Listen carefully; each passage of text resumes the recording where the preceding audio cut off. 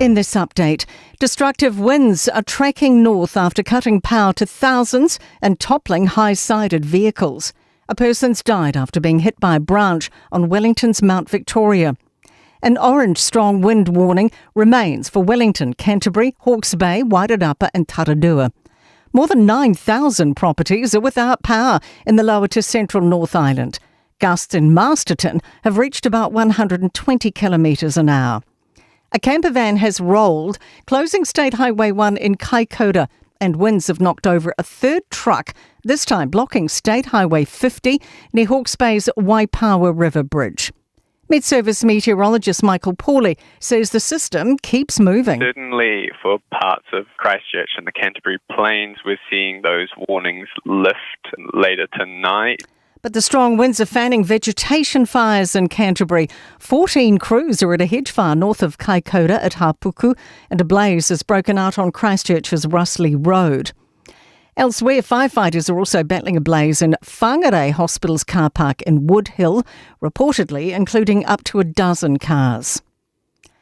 The Public Service Commissioner, who is working on teachers' bargaining agreements, will not be in the country during Thursday's mega strike.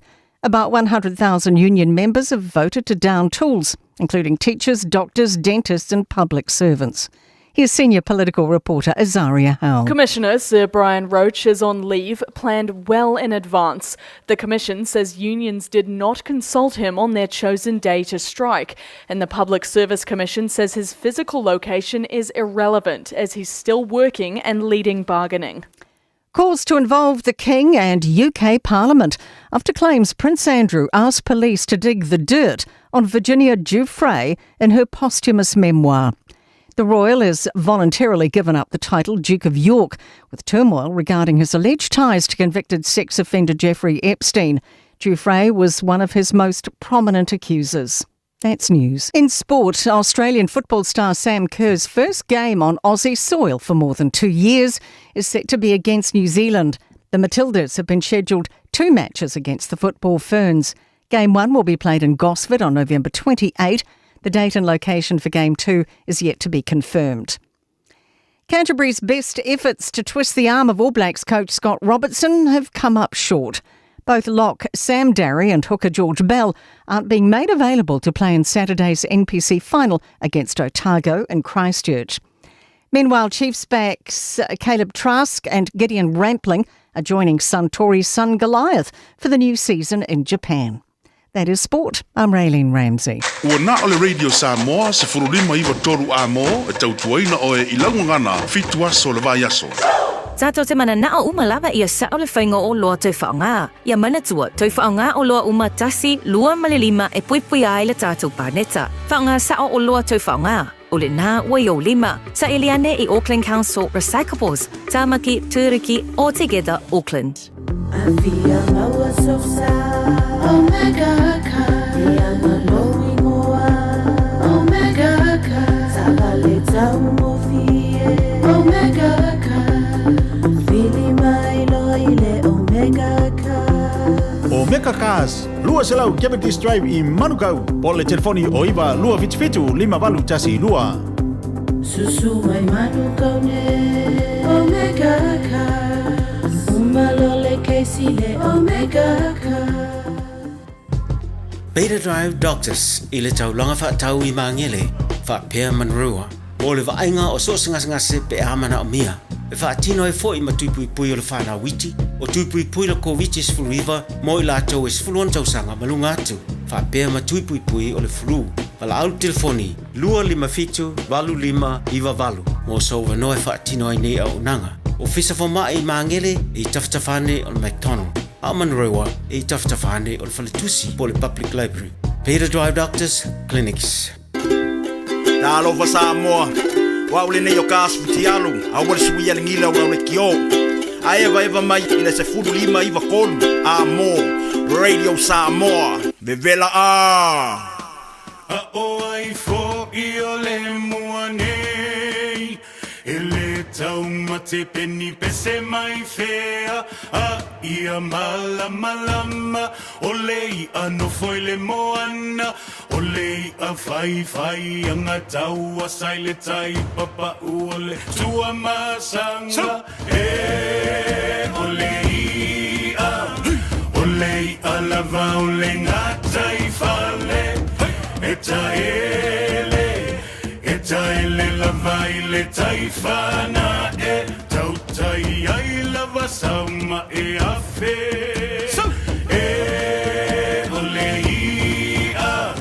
o lei a lava o le ngata I fale e taele lava I le taifana e tautai ai lava sauma e afe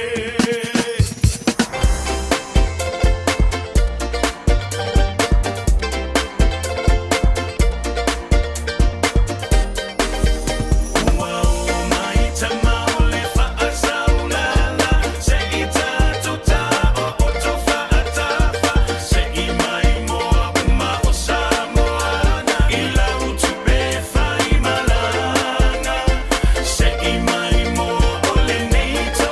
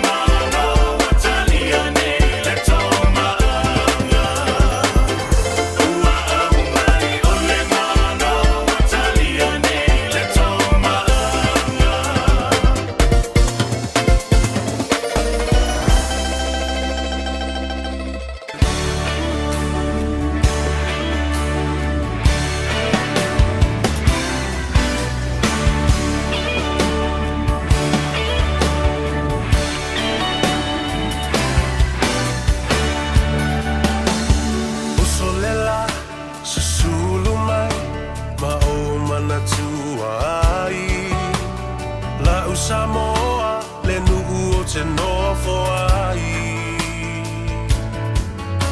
Pe wha pe whea na ngalo atu oi lewa ai Samoa o le penina o te fia i ai O solela susulu mai ma o mana tua ai La u Samoa le nuku o te nofo ai Pe wha pe whea na ngalo atu oi lewa ai Samoa o le penina o te fia i ai Hangi mai se matangi e momoli atu ai Hoku alofa i la u Samoa matalasi Hangi mai se matangi e momoli atu ai Hoku alofa i la u Samoa matalasi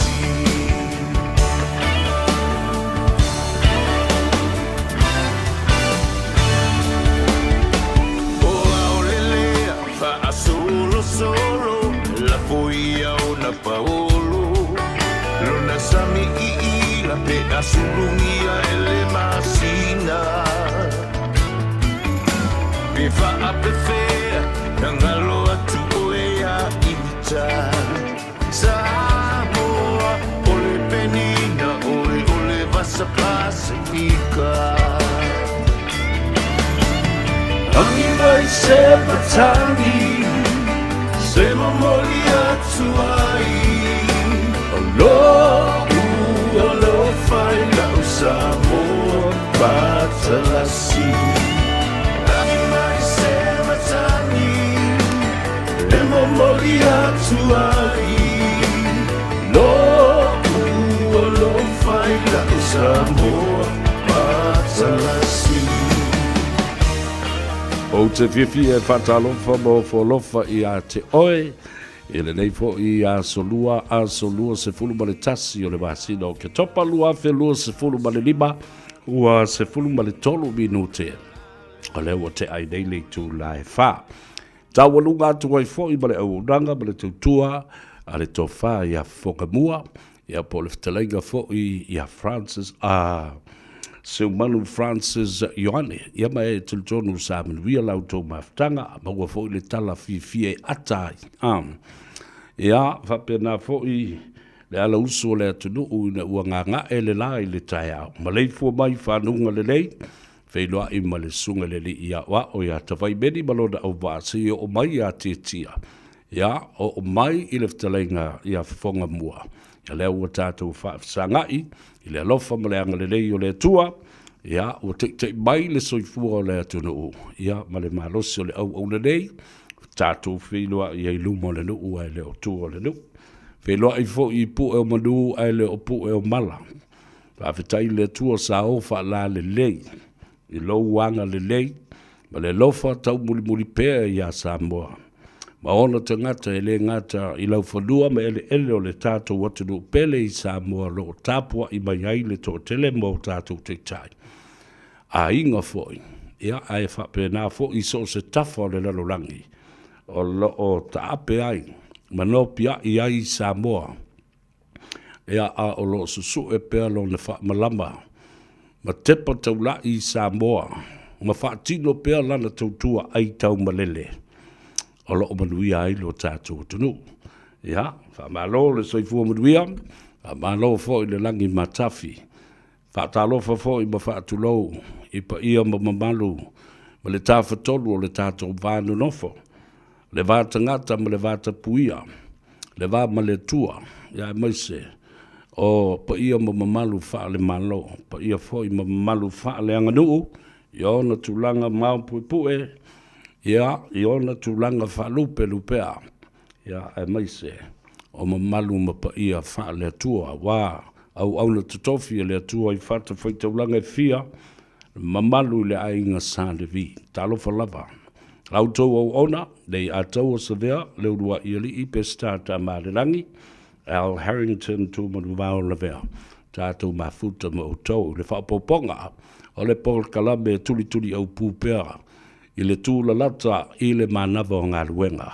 O ngā ngai fwai Faiva Samoa po whea le i tūlangi. O whea le aso ma le taimi ia. E whapena lawa, whatalofa i te oi a uai ua ngā ruenga po whea le atunu o lo e iai. Whatalofa ma whamalo i te utou. Whamalofa i le Faiva. Faiva le ngā tei whale o Faiva le vāte tea, ia whapena fo i Faiva le tua vao, ma le tua sivi, ia pe i ona māsani ei le ala usua Samoa. A o tātou hola ma soifu a i lau whanua ma lau ele o le atunu pele. Ele ma whaina ngalo. Ia, o le nei atunu, ia wala usu i ngā ruenga i ofisa. Warehouses, fale ngausi o loa, so se ngā ruenga. O lau whai a wala. Ia, po lea lava le tiu te wa te tofi iai i tātou. Tātou te whaia ma le wha maoni, ma le wha tuatua i le tua i lana whasoa.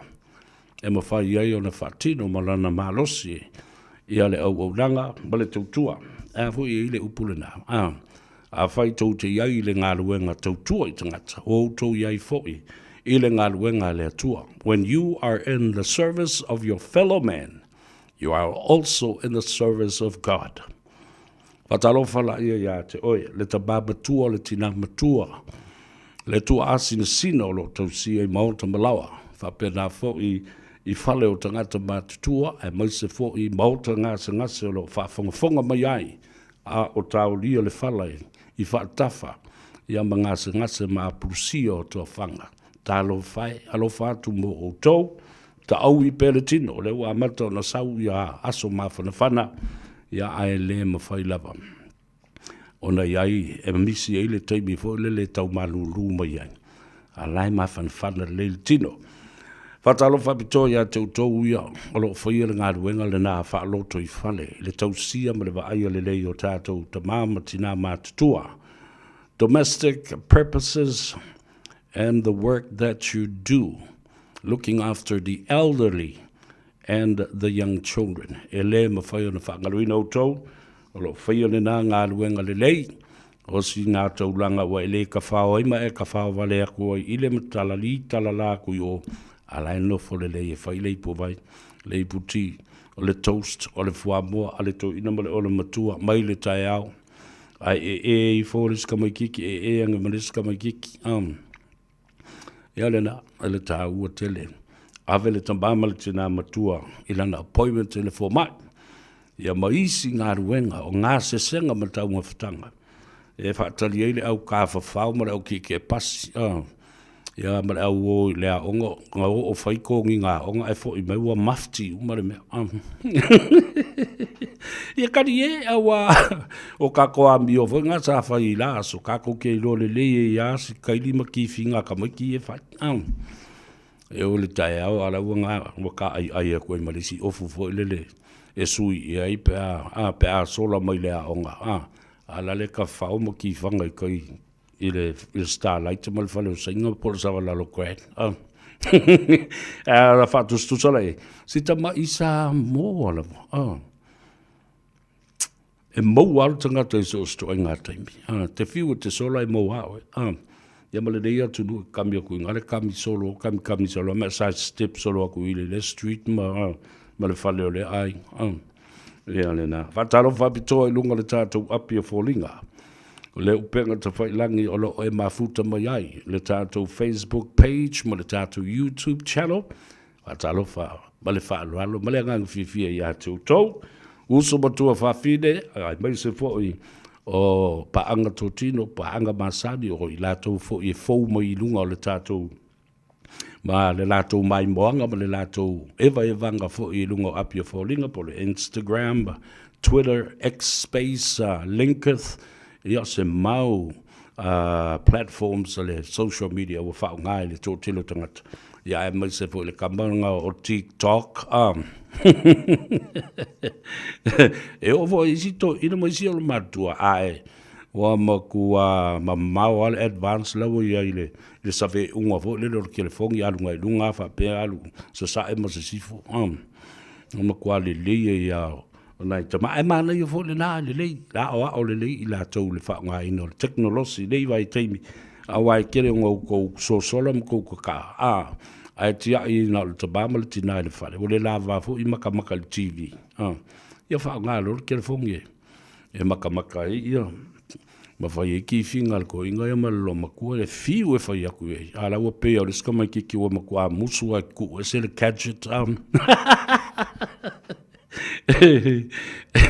e fai ale lo ku ala e mau ale limba le kere fo ya fatalo fala ia te oe le nei a uli o le asolua po fea le tafo le lalo lagi o e fa fonga mai ai ya fa fe lo I mo fo lo fa fo ia te oe o le bua ama ta ia Josefa so le fai talo fa Josefa valol so fu mluia tau sili toi balo ya o tofilau sulu I fala ese fia me sipaya malol so fu mluia sami si maile talo falava malol so fu mluia o le sunga ya Viliamu le malu alo fa taile mafuta mai fa talo fa pitola vele au foi upsa ma lau pala vale awa ve o ke kago fa felo ai ma betu atu fo I ma fa lo tu ele lima fa talo fa ya ila to Miti Soli talo fa lava watching you from Palmdale, California ya le wanga in my ia le totele lea o Pharaoh tuone mai o Tara talo fai. Nice to have some local people tuning in o le sunga ia Wella Brown for the Carlo Family Channel talo fa lava watching you severe from Brisbane, Australia. Yeah, olisi le Wella Brown from Victoria in Mildura, Australia. Yeah, malo vaftai. Le fionga le totoli le te fono le tato fono fo tua Samoa to filau Ted Stanley. Maria tele le fa le tonga le fitus furuma le tolu o to sanga. Sorry.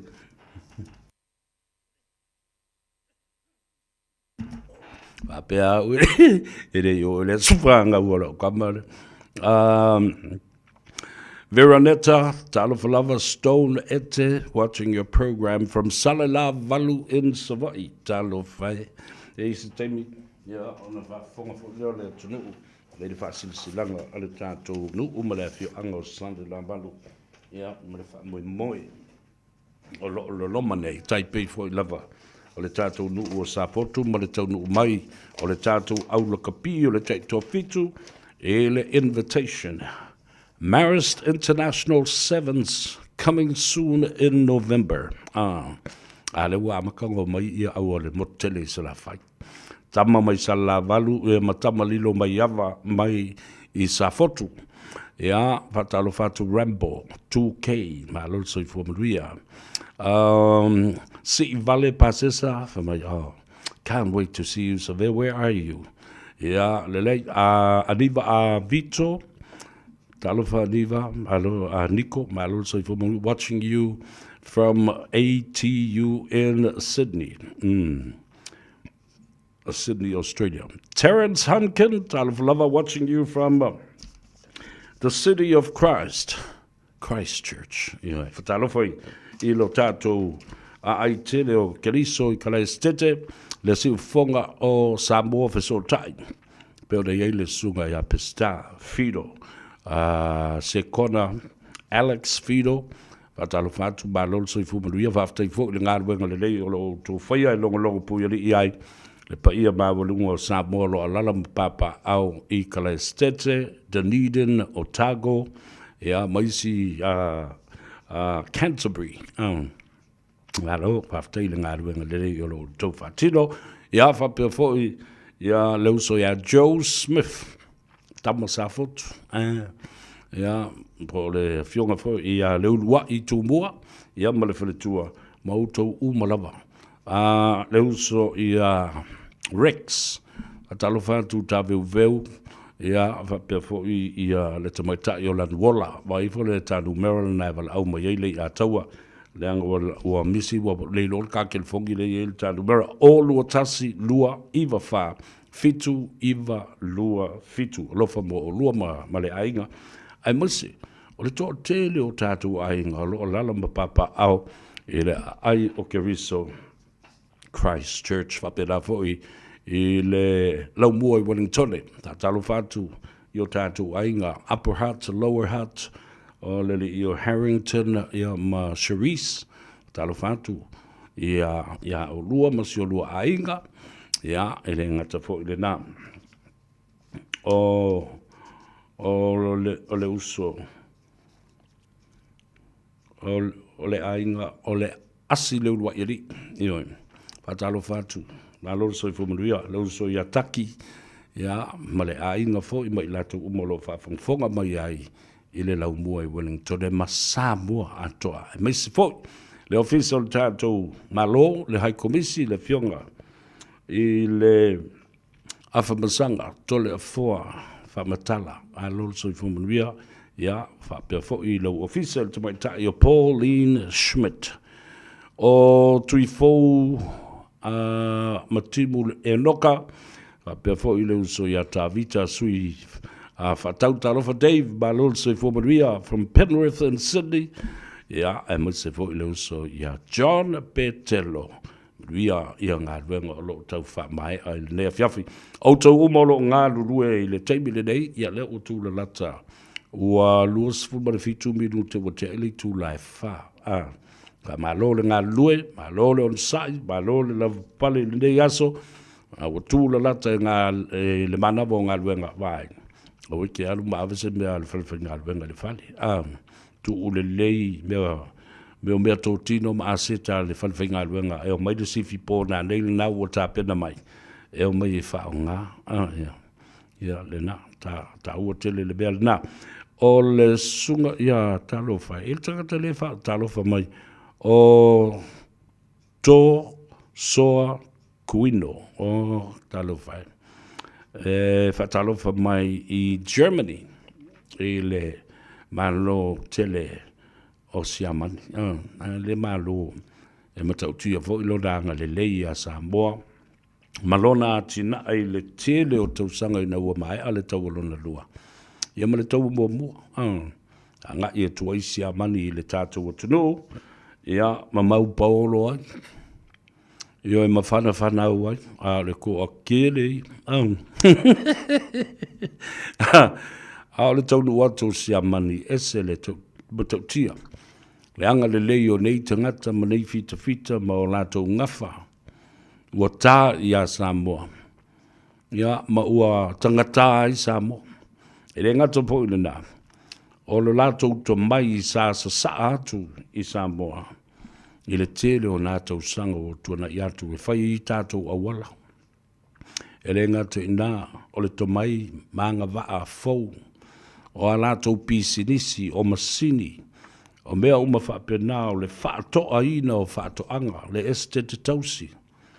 Le wha mao popo ina o le tātou ngangana. Wai o sia mani tau ma whai e tusi le tātou ngangana ma wha mao popo se ia o lava. Ina whātua sia mani, le urua I wha msinonga whanua masuafa. Ma whai e fo ma wha msinonga wha soli tu la fono. Wha mau popole atina e le ta mau a inga. Wha apā ma wha auwaia. Ia whanua wha leanga nuu. Whai ai ma wha tino wha to anga te tele. O la fu manu, o le koko, o le popo. So se mea. O le talo, o le whai, o le ulu. E matautia. A watu wai ma le meo ma le taalonga o le fusu. O le whaipele me aua, e o sāng kau I ngā maa ma le lima I sa pelu. Peo lau tango e wha ngase au penga fo le wha o ini manu o pe ai tes tangata. Aia, wha o ngā meo fist. Ai sai la uri ma. Lenga I malo meo ponga I via kau le makau kankai ka e pe fula. Wai le tele o leo ngā o si amani na watuma. Ma watu le nā to mai ma le nā lofa ma anga le lei. I o tātou tangata. Mana nofo I lava ma whaia pisinisi ma whanau, ma ulu ola, ma ua toa tele ai, e le ngata le motu I sa la whai, a le motu fo I upolu la tau ia so se pito, wa ngā I atu I si aman. Ai me se fo ila le nu ule nei o sa fotu. Ai ole ma kua kelia. Ai fa I ole me ole, e whai ala utala ma li ole po le mātou. Sa ili ngā manuia, e fa so ni ai le panota le mātou sui lele ua, sui minsta, le tofa le li o le tu, la vea lau a folasa Paulo Ioane. Ele I tau wala au ina ni siwa Samoa. Wai loa uma, ele I tu malo. Ya, o lea ua, fatali ia le sui. Ya, au le tau nuk me le sui, ai fai maila na Zoom I lunga o le live, I le afu, I le upenga ta fai langi. Ese le mana I o na po, ya, ele I onge siva pe onge ipu po le awa, nana fai atua sa fotu o le tātou nuu o le a fai le siva ma fai le ipu o le tangata ai vai le leina ele I to e tau wala upe sta sa ve o le siva le nei ai e sau o le tangata ia I lunga tau ia fea le o le a o wai le a inga le sotanga I totonu o le nuu ai sau e a mata o le tino fasiaman a mata o le tino fasiaman ia na whaato a ole I sa o e whaama le tō whae de li o le tū I ale vea. Ia, a o whaa I u ese umatoi titi maua le lua se furu o whaa I u ese o bai tolo nuu nei.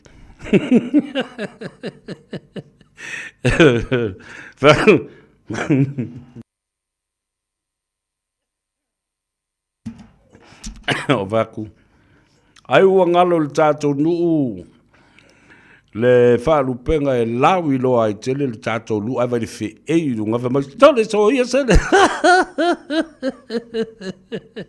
ia na nala ia o Same Melo o loo whatalofa mai I Honolulu I le motu o whawhiawhianga whatalofa atu alole so I fōmanu ia aloha to you na yo tātou ainga tuile manua whatalofa atu alole so I fōmanu ia ya ma fa felo ia to fo I lau fionga ma fa talofa I lau fionga I le pelestele o le senate ya lau fionga nga tua olo na fale nga fulu ya I le motu ya me se fo I lau masiofo le mana mea ya ai me se le fale tua ya pai alolo se fo ya fa talofa le tofa ya le musu mana ia junior ya ma le ainga aftai I le maftanga sa tatu felo ya I ma le fa ma le whaaloalo māwalunga ina ua tātou whailoa I le whaatauto ina o le Parliamene o Samoa ma le whionga le li I Parlimia. The Honourable Prime Minister of Samoa. Sunga lauli ana maari atua. Ia, ewa pena, whaatalofa atuai.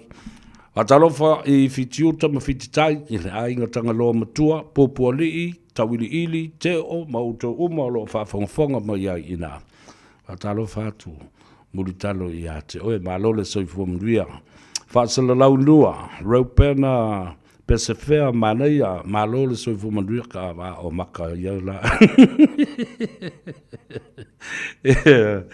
nena tala fifia ele nei aso ma le taeao ia ua vava iatu I le tulaga maupopo ua taoto iai le whaatoa inga le ainga I le tai Yo, le whalo whani, ina ua mai o na ave I tua le lato mata upu, I le vāo le fionga le fong ftalai, I le muripola, ia, olo I tafua, ia, pia foi, ia, le sunga le ataua, le tawa, le sa laki, ia, wa ai le file mu, ma le whalo whani, wa ngā I ai.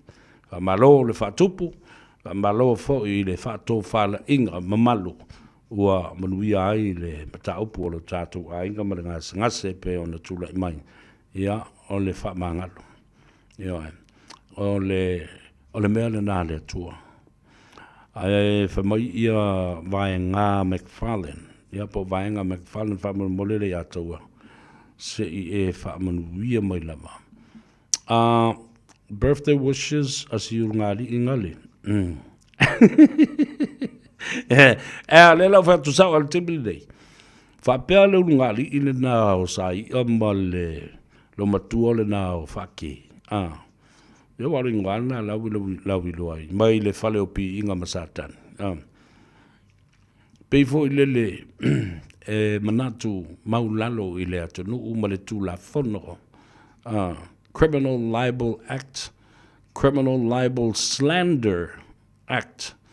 Ele ngā te tustusinga a o upu e whaalele whaaleanga I te tai o lea tunu is totally uncalled for no reason. Tasi ale bafu anga e alai o na ngutupua a whapea tangata I tu lau whafonga a lea tunu. Ona, ena nau, I iai le pati whaupwhai. Ia mai le masalobia le nātu langa pētau whailo fo ioi lo le leia. O I la ua o le media le nāna whao ngā. E tui la epa mali mongi ma le chapipi. E momoli ai le sāvali o le tau whaaleanga. Momoli ai le sāvali o le whaavevesi. Momoli ai le sāvali o le mo le tutu wafi. Gaslighter.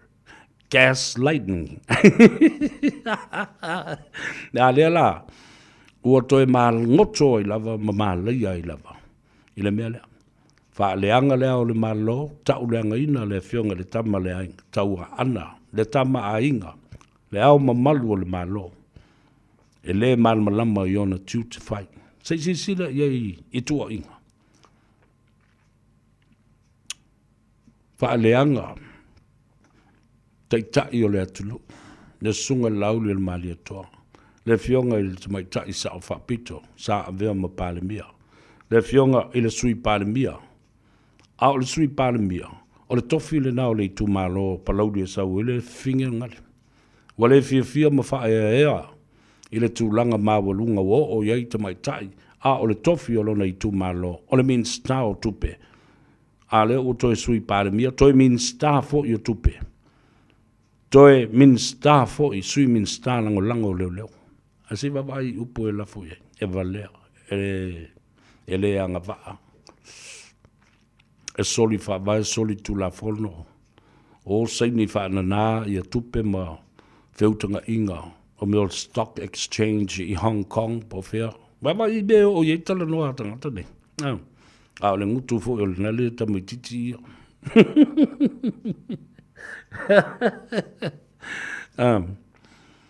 Le ala u te whawhitai atu ai lau sunga le papari tele. John taimu le langi a while. Aua lava ne toe. Whaamamu lua le mea lea. Leanga ua ti ngāta ngata. A o upu māta ngāi la lafo. E umalona whai tau le tuspa ia. Ta whapea ta ita. Ai o le nganga o le atua o le alima ta ita. Iai ai ia ngutu ma upu e whai. Au ai le ai. Kanga uba na whai tau le tuspa I o le fionga pa ia le atua. Luai mai loa sau. Nā o palau vale ama upu sa palau vale le atulu. A o whai whi au fo I e lo lotu ai te I tangata. A fo le mea nea leo na whai atu. A wale tāna whi le tuspa ia le fionga pa ia le atua. Ma whai tau na tānguwhi lea le liu atoa le whauinga ina o le fionga pa ia le atua I o lātou manatu. Ang wharau māsangi e ia I le mea le nā. Ma le leiloa. Le nā wa whaamala ia ina e le atua. Le lātou ula ma tānguwhi. E o tala leisi saina nā whamai. Ka alo mea lalo I, aua ka alo mea lungaho. Awa e ngā McFarlane. Ta alo I mei lalo leia, ul ta alo I mea lunga. Wa ta alo fa Colleen Toria, Carolina Tuala, alo le Sifumanuia, watching with you. Affair, I'm in Mangere East. Alo Caroline Tuala, alo Sifumanuia. Ia, fa pefo I le tōtele leo wa mai. Tu faltato proclame ena ia mautino ai. Ele mawhaila, ona to iai se alo whanga wa leo whatu rai mai le Cyber Crime Unit a leo, le whatua mai atu nei. ona whaalua i le AFP, po le Australian Federal Police. Whaalua i le lua se lau 5.4 miliona e whaatulai mai ai, le unit lea, po le unite lea, o le cybercrime unit in Samoa. E le mwhaila, there is no more excuses that you can't find these crimes and act upon it. Nā o ta lafo matu kilipi. Kilipi mai vaenga se ese lo langi New Zealand, Australia, ai maise I mātou nei e whaia le ngaruanga nei. Wau tau sila sila lele iai I mata ma fōlinga, o ngutu, ma ambionga, ma upu e whai e tangata nei. Leu ngari I lea tolua. Wha mole mole, wha wau. Ona whaatino o tau sila e ua e le whawine mai. Aua! Aua! Aua le lokea le me. E kou ke mū ai le afi. Ave e se kou ngasu ngā I kua. Lona winga. They knew that something was coming for them. They knew le pese fo lelea. Ale leo, bad boys, what you gonna do? What you gonna do when they come for you? For you too. Ia le ngā la ia. Se I whai se a o inga. O tātou talanoa e talanoa I lunga o le laina ma le whaavae o mea o le tūlafono. A o mea lea, tu wai e au noa ma se whaavae ma se wha maoninga. Lau ai ma le ai wā leo te itai o lea tunu. Na whawhena lua mai. E le aini o lua to mai mani o luanga waa. Mani a oa onga. E wha ai loa ai. E loa ai le tautala mai. Ana le bā wawa mai ai le loa e wha wale valea. Ia o tau se sila lai.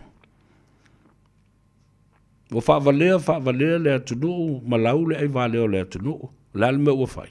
Lale me ua tupu. Au mai ai le atua I luma o le malama lama. Pe o le launga le whai au le na whai I o le HRPP. Le si lato whai ngā lotu ma le lato wha lawi loa. Whai mele tala le whai au. Tu le pa o le ale mbe o le pongi sā. Le HRPP. E le ai se pongi sā le atua. Nā o le malama lama ma le file e mu o le atua. Ala mea pongi sā. Ia, e ta ape ai fo I ma mea. E vevesi mea. E tau wha lawi lo atu le aso pongi sā o le hero pipi e tu lunga le whai au le nā whai le lotu whai mai e tu le pa e le ai se pongi sā le atua nā o mea male malama ai utu te o e whai longa nā mea pongi sā e whai loa I pēr ma wha manatu I a te uto le pongi sā o tau mafu whau Jimmy Bird. Talo Faiva mai malo se fuale atoa. Pa mole lava. Se iwa ai fale ngari ile nale manuele I toi so sola. Nala wa vatu. Morianga e te tau na sueina. Criminal Libel Act and Criminal Libel Slander. Okay, ia le nā. Au mai e le atua I luma o le malama o tangata. I le au tea ma le pula o le mū tingi o le lā. Ai tingi ai luma I le. Saulo ma le ngau. Is that? Is as that? Ele au kene. Ale au tātou tali ila iai. Ile mele se a we fia ngang fa le ma o fa le la ngang alu fa ko fa ka le kusi mal malama le e mai ka kusi le ya ngang we fa wo le awa ole ola wa nga ye ula isi fa pule fo le sa tu la mai pule e ula e me packet of water e pole ele me e ta o mai ya le la mo tai tai I shower ma ma train station, ma le gas station I le mele. Mawai I ma ka mo little story. Little story for you. Ia le na. Faiva se o onga. Ia. Le matanga luenga le leo lau fionga afa masanga. Lau sunga le ataua. The lawyer sitting. Police, prosecutors, and also you in the cybercrime unit. Do something now. Ia. Tala sao le tala le na. Oane I fe ele ula se le to fale tunu ul nei maula le tu la fono. Ia na. Tauna ai ni ai o nei mea. Ia o uina ai. Le fa pe mamau yo Australia le me fa ia au lua fainga. Ia malu antu I Samoa malu talie pe fo le te lua tau fa lili le tu la fono. Malu ula ele matanga luenga le leo to tele matanga luenga le leo.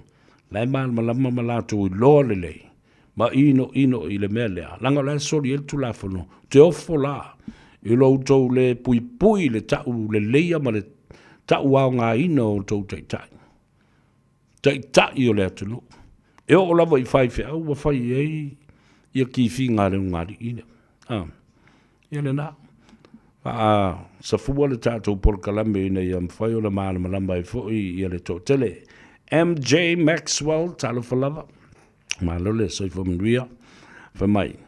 Talofa handsome brother, Lea Toa. We are listening to Gagaifo Maua, Gagaifo program. Greetings and alofas from Papa Ete in Tahiti. Talofa, bonjour. Lena walanga vantuvo Papa Ete, Tahiti. It's French Polynesia. Kia ora. Yeah, Yorana. Ia whatalo whātu I le tōtele o tātou wainga e alalai I la rotonga ma Papa Ete I French Polynesia I Tahiti o tātou wainga I nai rarotonga Samoa Sports Pa mea sa iai le uso ia Ronnie Siulepa ma le whaltua ia ma le ainga ono nofo I pe I nā ai sa oa wainga whamai when I got to the hospital kalas kamosai You're already out from your mom's stomach.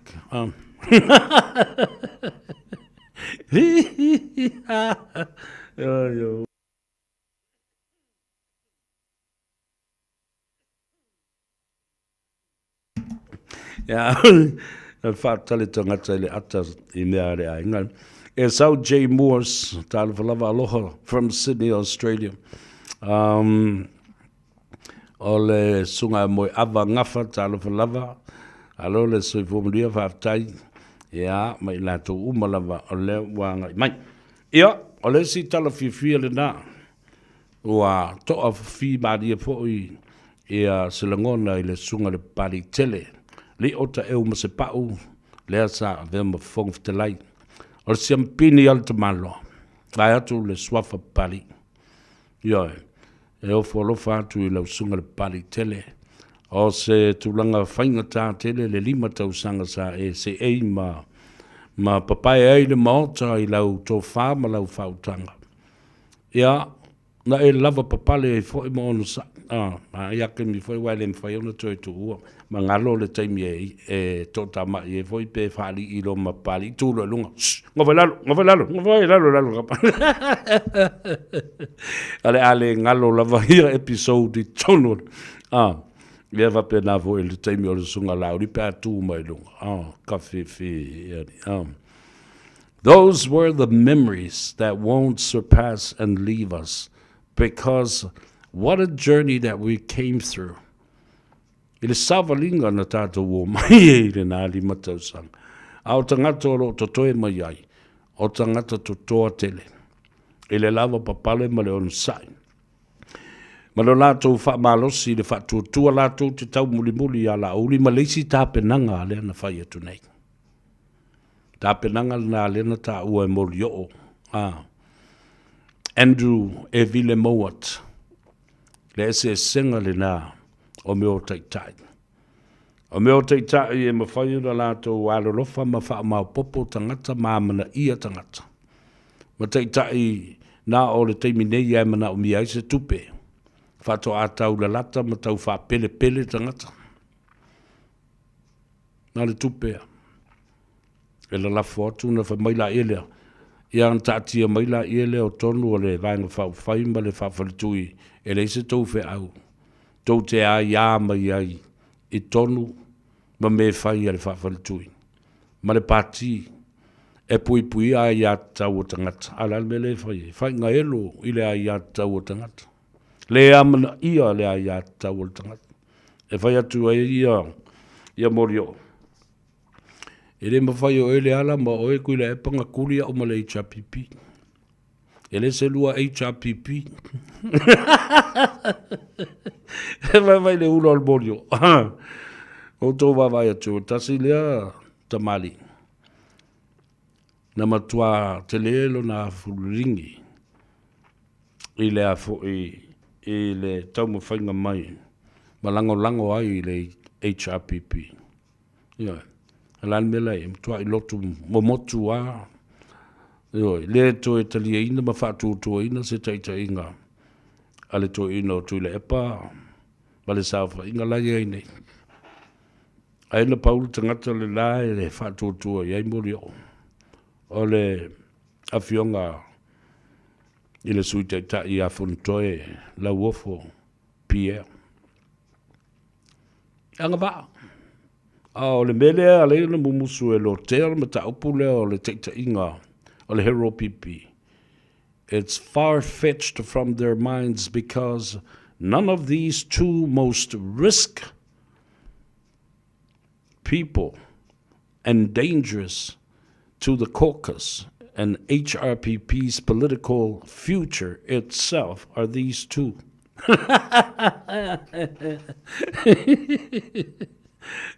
Mea nā lei, ua umia le talo se fono. E lo tea ele mata upu leo le whawha, o na whaia ina, i le tāmirisanga e wha. Le lo tea, musu.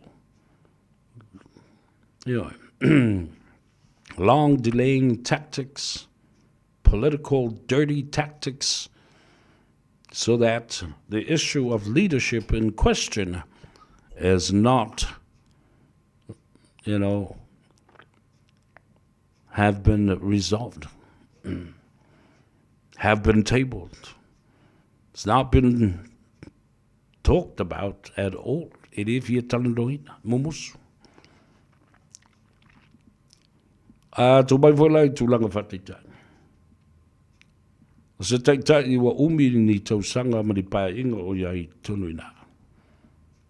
Na te loa le lei ele teibi e malo loa ai. Ma o le lua afe lua sfuma ta se o teibi tonu ala nan. Fa mai mori o lema tau ona.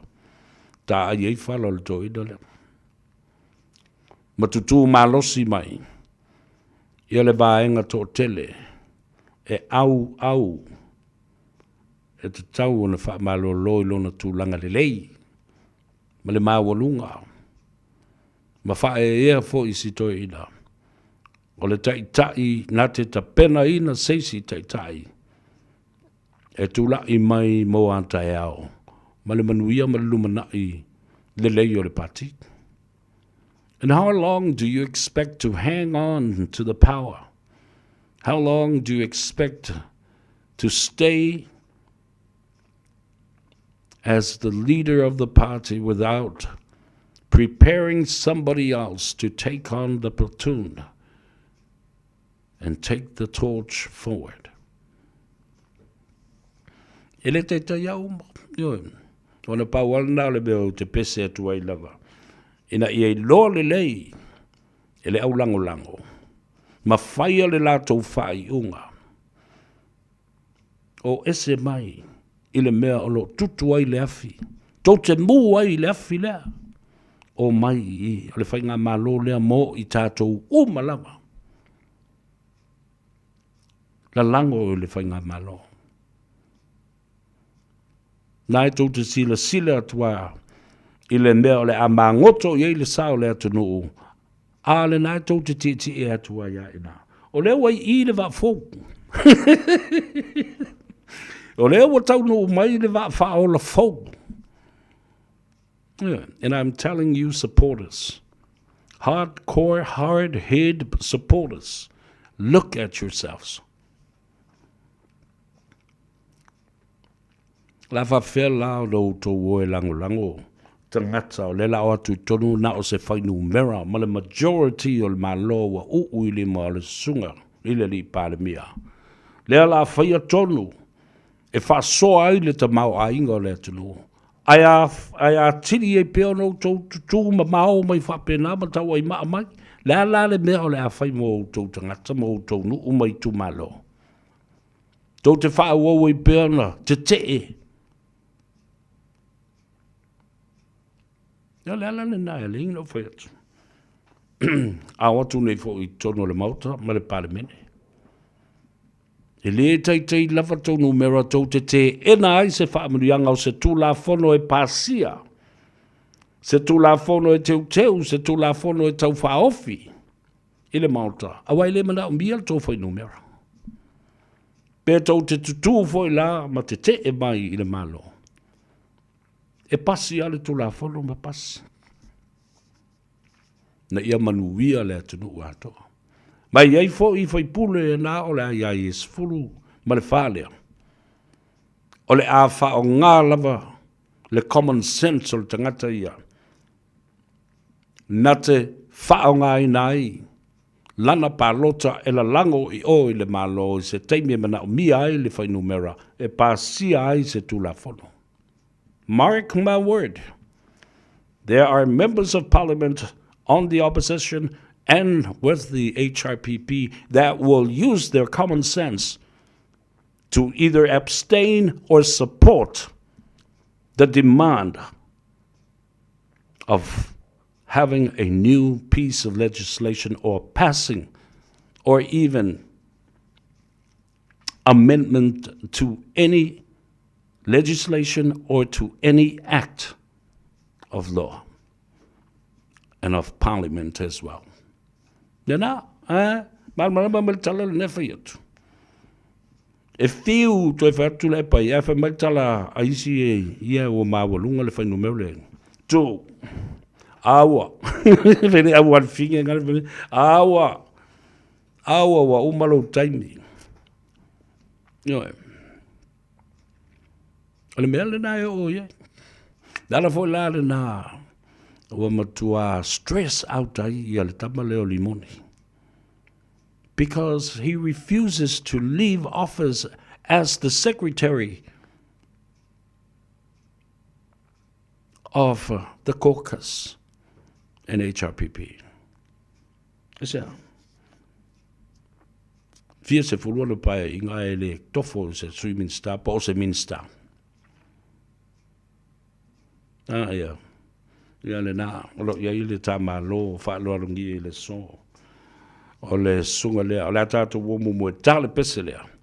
Ia, a o tātou tālia, ne fionga, ile minstau a onga, the Minister of Education will be here.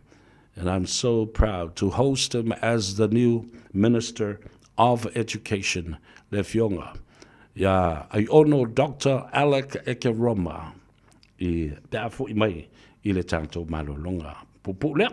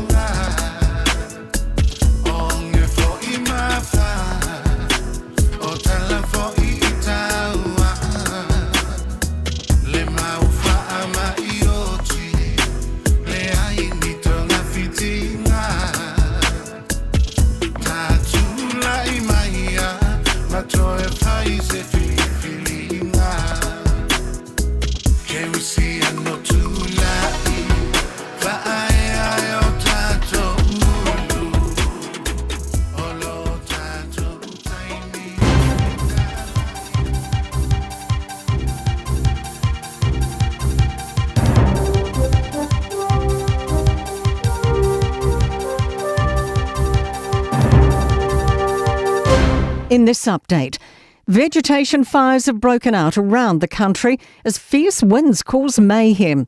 This morning, a person died after being hit by a falling branch on Wellington's Mount Victoria. An orange strong wind warning remains for Wellington, Canterbury, Hawke's Bay, Wairarapa and Taradua. North of Kaikoura, some people are evacuating from fires at 6 sites, closing State Highway 1 between Kaikoura and Blenheim. A large blaze is also burning in hills at Poronguhau in central Hawke's Bay. About 8,000 properties in Wellington, Wairarapa and Hawke's Bay don't have power. Met Service meteorologist Michael Pawley says the only heavy rain warning still in effect is for the Taradua Ranges. That rain is sitting around central New Zealand at the moment. We've had some large numbers around the Taradua from 30 millimetres per hour. Unanimous agreement on ramping up protection for the young in state care. Parliament's passing a bill with a suite of changes to improve safety and well-being. It's following recommendations from the Royal Commission of Inquiry. They include prohibiting strip searches in youth facilities and extending workforce restrictions against workers with specific overseas convictions. Lead Coordination Minister Erica Stanford says these are crucial steps. We are committed to doing better for survivors, and I know these changes to our existing legislation will make a difference. Water Safety New Zealand's urging councils to look at the risks of all open water after the inquest into a toddler's death. A coroner's calling for vigilance after 4-year-old Nia Lochab drowned in Tauranga Memorial Park fountain in 2023.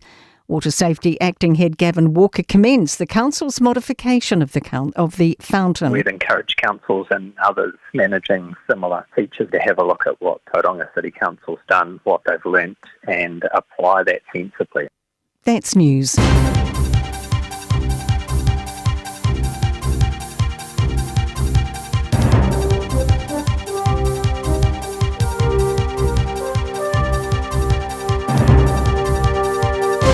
Fai pulu fa malo, olo tofi ole toto malefue, ole leo le tu malo, fa fetai mo awala ngalue, o so leo fa tauva a e fai mo sui si a manga maso o se tau leo le au tau tua I alo fanga. Ele lo mai e Beyonce, le fai ngata ole ne yolanga, leo sui le tai au puma le hamo, e asina I me fanga. Fo I me whawhangu lau tamatui o le la a I le ma o manga malia I le langa ma a waile I malama lama. Taunu o tui uta Sia I mua mea ngau ia O koko o talo o popo o vai O kasele manuia Se I male se fululua Whapa bai le fia Mai mawai tuta Una whatau whangu pia E lau o fio ngā le whanonga mai O le aso manatu Whai mai saufika Whai mai le tusipaia O le asunai e whaia E tatou te oli ma fia ia No!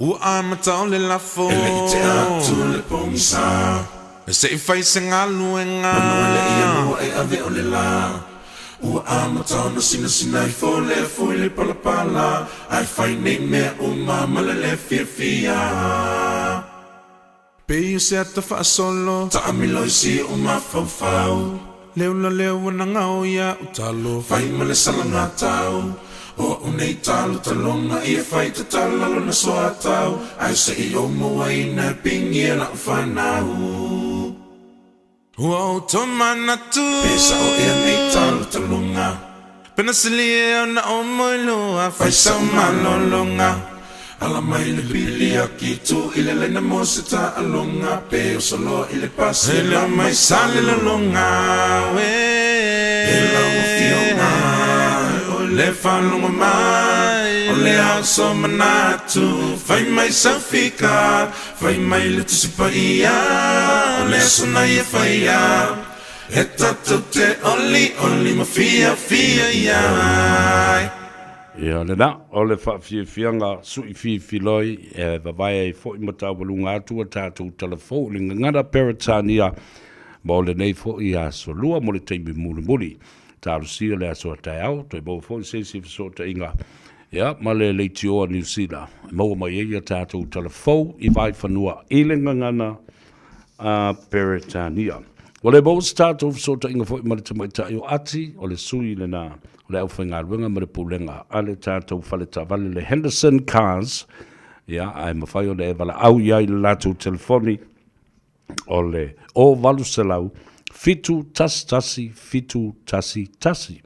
a le o le nā, o e fio, o lava e fia wa ai ia ati, malona la le leitele, ia na e a ngā i lola ia le whangutu lau sol whanua, e oso lunga e titi e alu loe, su e le no whanga, se lau iwa wha Cavendish Drive, i nā i papatoitoe i Manukau. 194 Cavendish Drive i Manukau, te maua i aile lo toa, a male ofisa o le Henderson Cars. E le whasilanga po tau nuk mai le tātou ofisa, ta oto pe ia, le fiso mo na lau i upa ia mau malu Samoa o wa oe lava o le atunu tofi. O le la au ua uma fōi o na tātou langa, e le mawhai o na toe whaa au whangaina. Whaatulo watu fōi i si o mātou a fio anga o sale la valu. Le pa ia lava lea a wā le susu o sua, ma le ainga, sa sua. A fio ai fōi tu sangi, susu ai fōi ia sua li i le fofonga o le ainga. A fio o le tau fia, sa vea ama, ba malu ia te oe sa sila whainga. E wala awa tuai ma le nganga wha aloalo, i alo matama whanau uma. E ta alo i le ta alonga la kapi, e mana o mia se tātou whailo inga, i le aso, o le se aso le neiwa i aso, ma le wha aloalo lava a whaftai o lo sainia. Sua foa fi le mō, ti ringa mātaio, o pati sua foa, ia manisi o uso mātutua, whaftai. Wala au le telefoni. O le o lua tasi valu ono, o valu fitu tolu. Toe whafonga numero na. O lua tasi valu ono, o valu lua tolu. O lua tasi valu ono, o valu lua tolu. Ia masalo ai o talo ia lea fo i le. Se feilo inga, o le aulo kapi lea sala valu. Awa o le whaatali o whalonga tu foi. O iei foi le wala au lia. O le au teito fitu le nei sala valu. E le teito fitu whaavau malo le malisi lea lo a whatino le masino November. Tele au le lei mai i le motele i sala whaile nā o lo o tāpena mai. E le ngata le au tamauli o sa le longa. Ia o le au o sala valu. Ia ma le au a le tātou nuu i sa fotu. Ngā ngai whamonga. O kai maa ngai. Kai le lei tele. Mai o la utala. E fua ilunga o le mātala noanga ma le sunga ia sua. Le fionga ia tangaloa. Asiata sua whaafawina i le asua na nafi. Ioi. Ona ele ongi e tamata alo. A o tau sila ne iai le tūlanga māwalunga ua si iai le tau mawhainga tama o le toa ma le laka piliki. Le toa Samoa. I le talandoanga fo i le aso na nafi. I le atama mai tele o le pūlenga a le toa Samoa. The administration are very, very with their experience with handling money, donations, grants, and the love of the people and their contribution to the sport of rugby league. Lea ua whaasful tau sanga le matua o le ta'longa o le laka piliki I te tonu o Samoa na amata me le afi visalau valus fumalua. Valus fumalwha. Ia se I o tau silsila la I le matautia o le mawalunga. O mea ua ausia. Ai le tele ni tupe ave iai. A o le tele o nai tamata alo e tu o lātou kon kalate lo o tā alo matutongi ai. Matausi ai o lātou ainga I lea tunu. I lea tu Europa fa pena fo I Australia. Farani. Peletania. Ai o mai e ofo I natu. Ia lo lātou wola. Ia ma lo lātou tautua I le au o Samoa. E le upu tā ua lea na mai anafi. Whai mai, your contract is your bread and butter. But your country is your pride. Ala ia i o le nā upu ma le vaenga e ola ai ia anganga o tangata. O li po iai le ta'alonga o le pulenga o le lakapi e mase le anganga fo i o tama i le tūlanga. Ia, o le ua se fulu minute ua te aile i tūlai lima ia i tātou i New Zealand. Ia masalo po o te alai titi le nao le ono i le teimi Samoa. A o le anganga fifia ma le anganga whaafitai. Ngā peo na whailo le whangatia i le teimi ua sola. E ai le teimi o le amafuta mai ai. Ia la umalo whaaloalungia. Whaapitoa o le nei a solua. O le fionga lea i le lifo mai. O le minsta fo i lea. O le matanga luenga o a onga. Ia o ma le nganga fifia ma le nganga whaafitai.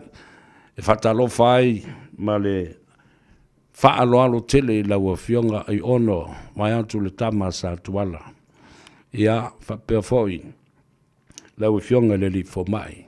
O se fianga tele i laua mawhai o le whaavanoa mai lau teimi. Tā pua i foi lau atunu i whafo ai mai se New Zealand nei. E se teimi tā te mafuta ma whailua. Ei malole soi fo manuia. A fio maia i le Gagaifo Faiva i le nei asolua ma le nei aso. Ia whatalo whātiu i lau fionga le ataua. Ia pena foi le mamalu o Samoa o lo wharongalonga mai i tue whaala langi. Ia mai nei foi i Samoa. Ia whatalo whātiu i lau fionga. Ia malo soi fua ma langi ma. Malole soi fo manuia. Whawhitai o le mea mua lava watu le whamalo whaia o masui. O le atunu o atoa.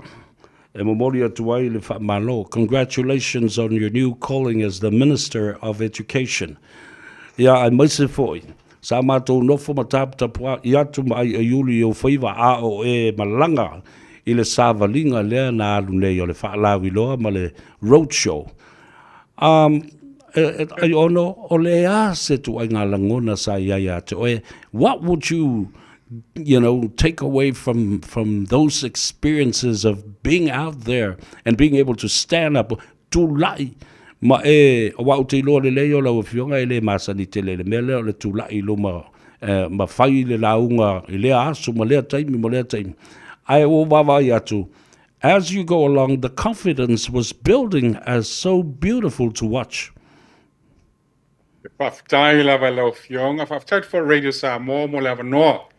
Mo whaintaita noa tu fo il malo tato tu no wharonga mangi tai alfa a nei a oli ia. Whaataro whatu fo i le mamalu o whailaunga ia whapena fo i a whaifi au e kale CSS e whaitaulanga SS o Samoa. Wharonga mai ia. Pi ele tua o tato whailoa i nei a fiafi i le mahalosi ma le langi mama ia. Whaftai no whafisili. E sa o le lea sa unoanga. O tele i masani le a fo i le tautala wha Samoa, maringang Samoa, ma le a fo i. Mea uma lawal tato culture. Anga no uma. Tato anga no. O tele i masani ai ia. Ai meis a le join la i le whatu tule tu Samoa tasi mātou pāti. Ia makta mai al tae au vo i lele ia mangtua lega makto tola wapi whaktasi. Well, that was a new experience as well vo i lele. Ia waktate le masangi vo i lele una e moe whaktasi manisi. Ploto whaak tona pokre tasi ia. Ea fo i ngai share bathrooms mea mo whapena. Ia fo i ia makta al tae au vo i whainga lotu. Tae leono tae au whaile lotu. Solo for that thing on look to no my for ya yeah, that's a new experience for me as well. Lumo tangata foi mi va pena. Ia le ngata na o foi le tu malo is ia. Tai au mala fiafi ia fa pena fo. Ia o foi ne fainga lotu, fainga launga me mo fa pena. Ia ai o tamala vole o la tunu na o ia lava na fa foina me uma. E le sunga la o le male toa. Pea o ia na sa wha amalo si au ma o le whai aonga fo na lo tele o mātou ele o le leilanga no mai fo I man Samoa. Ai o to tele fo I tato whailaunga sa iai. Ma To lia lo. tele o whaam whetalainga sa iai fo tono mato pāti. Yo la tōla na whai fo la ava. Yo la tō whaia launga fo I wha whailoa I tūma o me wha pena. Ia fo e fo mai a o tele le experience la lea. Ia. Sa wala mala o telefoni volele le record mai la ia la aunga nei ma folava nei no fa pea e fai fa pea mai o lo journal a south folava po te la aunga ia mela no fefetele ia nala e lo la me ia o fa wa o tau loto mai e fainga folava me a tengo pa solo fa le o fea o mai lo journal mele a fa pea mai o le li o e fa mai pepa o mato o funge o fekta lainga mato o tu la fale o mato nga venga le ia foi la futa mama la mai foi malo e se le tau o va ya tu ya ma po info I le tulanga ai o le tele o tu malo sa auto o ai ma fio ai tali le o to ai sa tu ava no fo I le fionga le I pandemia I la o fionga e te tu la I mai ai e whailo le na batau I le tu langa o le tau soifua maloloina ia ma o vai e toi o sole a mata le titi a wa kua masau ai a malau alu I tu malo uma ma fa lo Pavitai yo na ta vo le pecto ma li vo le lamtanga ia ai o masangi e lo lava foi le uma lo ape tolu fai tu malo io a makta foi la porque masangi foi le fa e foi la ina e ma makta foi la na foi no foi la ma chokes foi le ma liela foi ne ia a la me le ia la kuai le tali le mai tu malo la no ulo lava o le makta tai makua Usa pe whainga tala mali e voi le. E lakua e tani le mai e le tūmaro voi le ai voi. So he's a talented communicator. He's got talent. A o ta ia la le wa le o ta fea ia le fionga le li palmi o lai fa longo le mai lava ma tap po I mai nei la fo tu le ava noe e momoli ai fo ia ni o sa fia finga ma mo nga le fa mianga fo I le fionga le li palmi ia fa tai lava mo lava no ia la a fionga te mao le atunu le li palmi ia ana o sunga le la le male to ia Moli atu ia lo faanga o le lava talo lava ia le tatu kapineta ia fa pena fo I tatu ainga for fatu tule to Samoa tasi ia manuia mai ia lo fa tafa ngase ina I New Zealand ia lo fatu fo I la ainga ia tu pea fa pea fo I malno fo alo na dila ai le ai ma talo o le masina lava le ma tu felo e mal mata ita malo pa le lei fafte tele la o fionga le tama sa tuala ai ele teimi le I la o fionga a wai le fo ia te oe le veo o se faululunga o se matanga ruenga a leo a veo e mo minsta sa te I lo fa moe fo le ina ono o lo to mai manga va o le fa fo mai ai te ua wa mai le tofi minsta e te fo I le minsta o a onga ai le fo ia te oe a wa sa e fa ulu fo ia te oe le universite o le ala le ese senga I sau tanga I o se tamai o le fa la potonga male minsta ato le matanga luenga ato I take this is a privilege and an honor. It's certainly a privilege to be able to serve the country in the education portfolio. I take the responsibility very seriously. For nei whalelea o ngā tātou whānau. Sa o ia ina I New Zealand fo ila o ngā le University of Auckland pena e sila fia. A tālu noi fo nā vai teimi o I tomi o. Ia no fo ila ina le University of Otago ina I Wellington. Ia ina la sa o full professor fo ina. Ia o ngā lava o tamiti o ngā fo ila le wha fo ma. Venga ina sa fo ila research. Ia le me fo ina mo wala lo wa no te polisilia yo le investia o Samoa mo tau sanga. Ia pela le se senga foi la le ba o le sa I le tanga wenga so fo malo lo ina. Ia o le mea foi la na pena silafia ia se ele maunga o sa fo le ma fa fengta fo le tanga wenga le.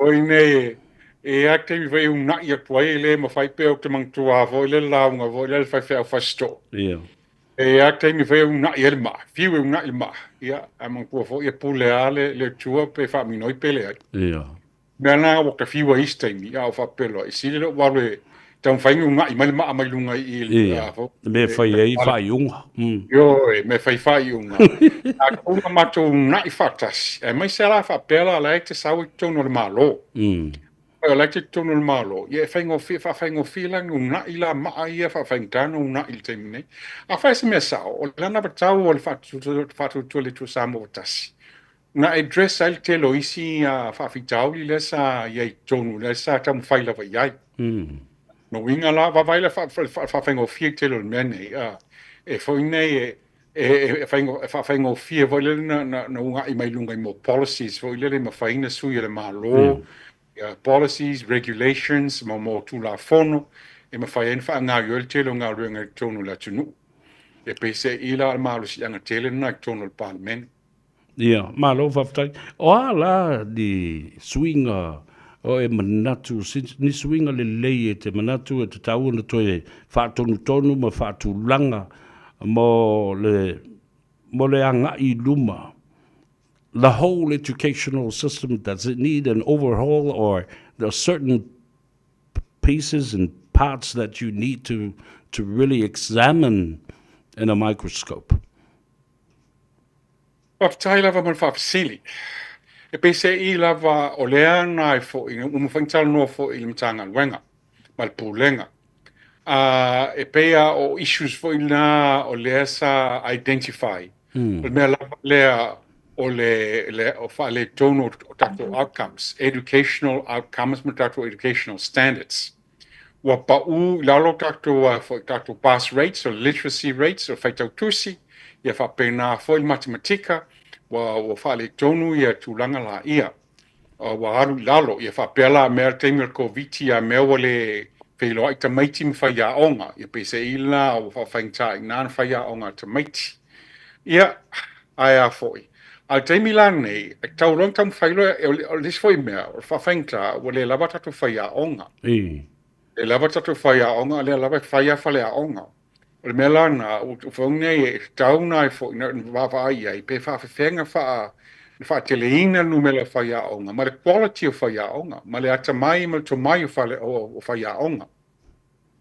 O mea umalana e taun baba ai le iai, o lai ea se sia onga, e wakua se sia onga, e whaia onga taitasi, e whaune e siaki, ma e wa ai pu ieng whawhita auli tono a onga taitasi.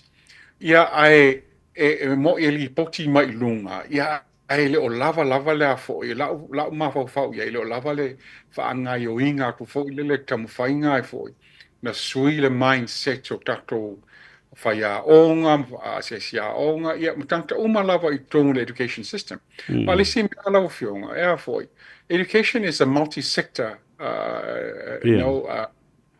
what's the name, objective or attempt or work. Le na le nga mtanga wenga o a onga, e foinge whaia onga tamaiti. O la lava ye e ka le sia. Telo tato e kalesia e matama ye tato a onga a mata. Tato a nga mata la ia le nei tonu tato a navata. Wa temine. Na losfi paseni tato whanau yo tonu a onga a mata nei. Ia, a mantua foi la onga a mata la wafionga. A tonu na aitsila fia. Aso la whaila fo ngai a onga kapite mai fo. Ma foi le a onga le pi ma pena. E whaingo fia foi le tamaiti whaitau tusi whaitau le a, e, I, o, u. Whaitau pi. Ia, ma kasi lua tolu me whapena. Ia, a whaira le a mata ina le a onga tamaititi. Ilo no winga lai whawhaingta foi le na cash up tamaititi pe a mata le lima pe ono tau sanga. Ia o whawhitau li lava na. Ia o mailo le ilunga fo ile lia 80 and 9 wa matanga ta no nofok tamaiti il fale o le o lia onga. E o aku lunga le ia 10 ia 11. 5% o tatou whanau tama.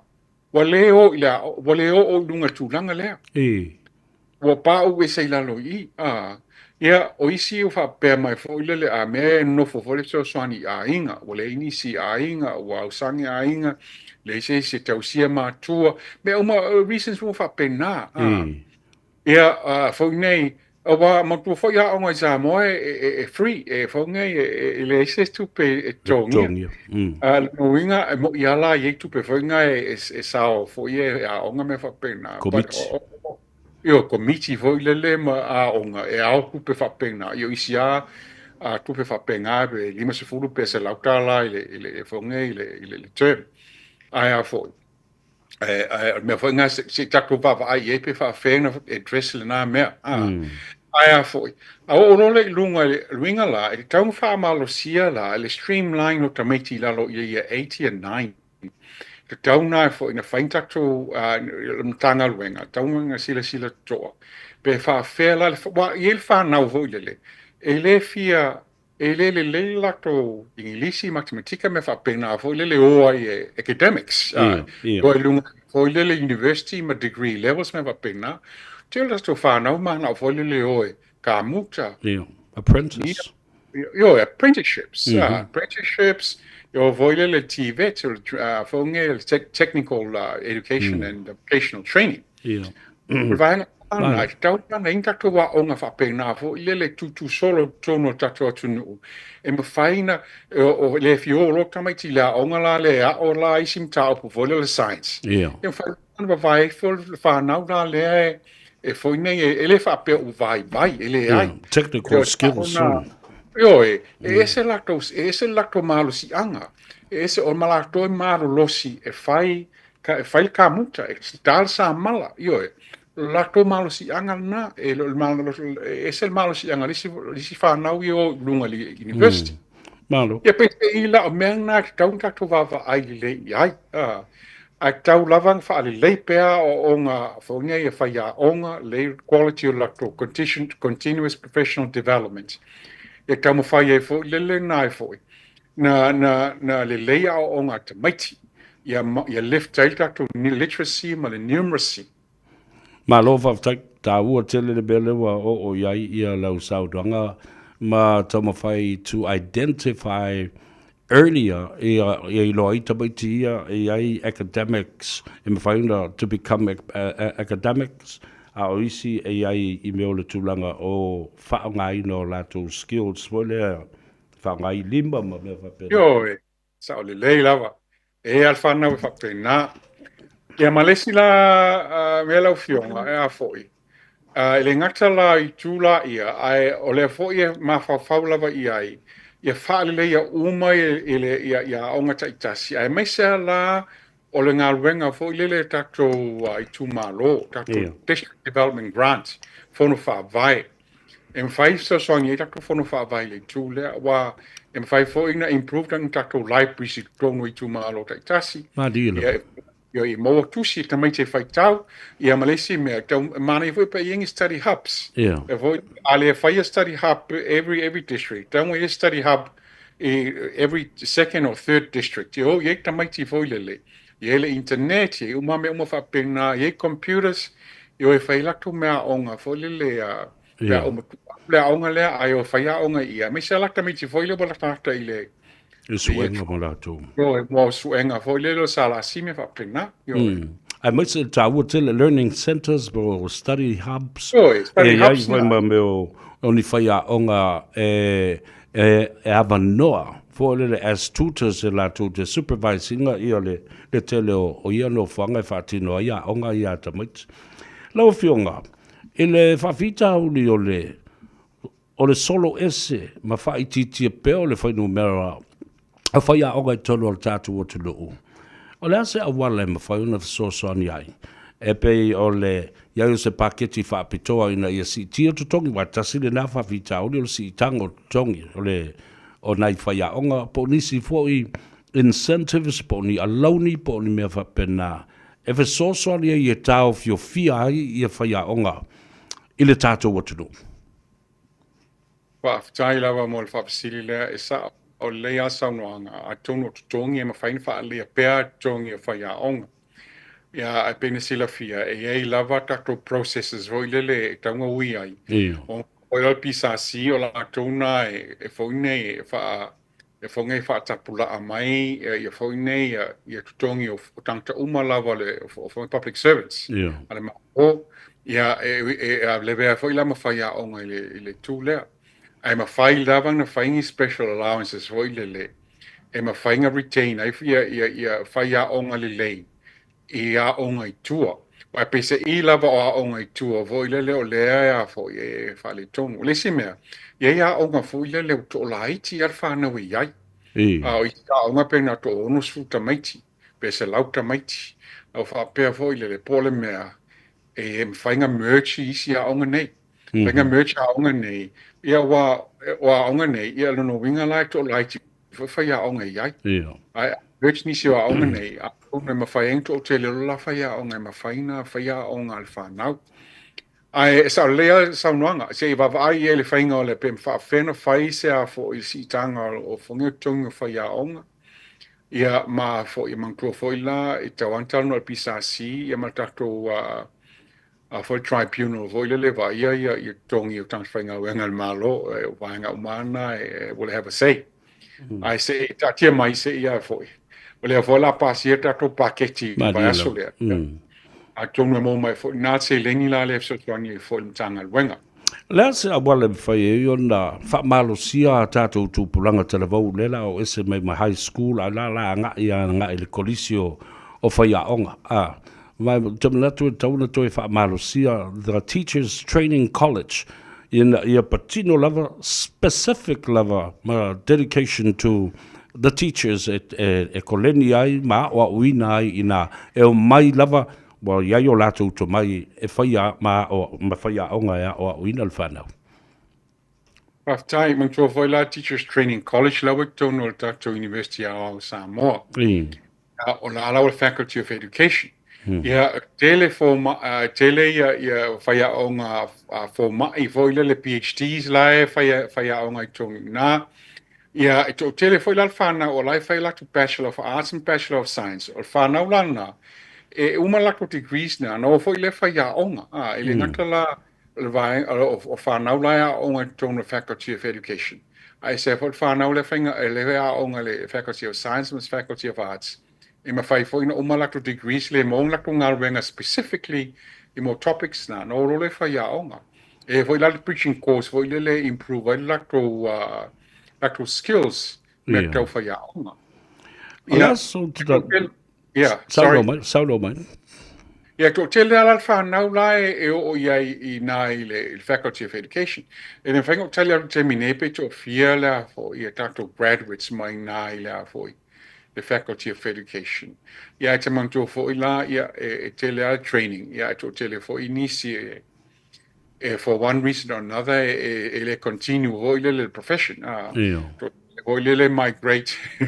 Ia, ngā ruenga whawai teimi ma tūlanga whapena. Yo, tūlanga whapena, malanga atua I New Zealand, ma Australia. Tātala noa I le tūlanga leo lea fo I o le whaonga ina mai o I lātou nisi ua mātutua sa whaiaonga semi-retired experienced teachers. E mawhai o nao mai e toi fisosoani e whaatumu ai le pū lea ua wātu le whaafonga mai e lea tunu. Ia po ni awa noa ua le maua. O lai ia whaia onga ua mātutua o le tai o le sifuru tausanga. Ua o te whatu nei la ua whionga I ono. Doctor, ua walu sifuru lima tausanga o lo tina au lo whaia onga pēr lo tina.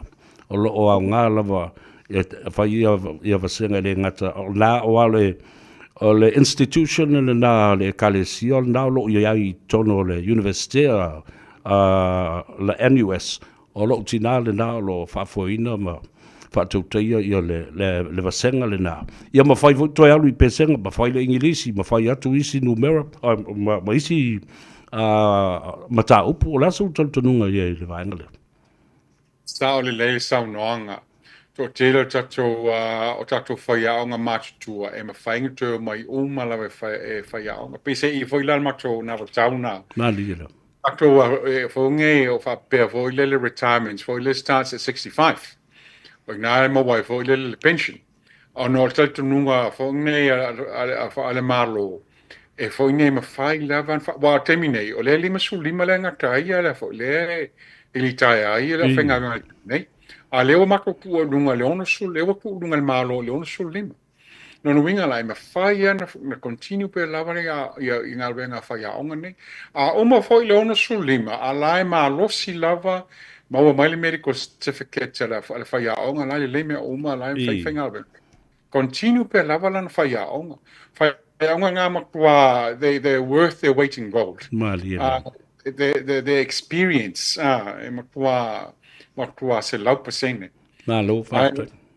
Ma lo le lo tu ale o vasuli, ma i el tina le o kei loa, lai whai hao ngai sa vai. Ova mai le fishulu on tau sanga. Talo whai.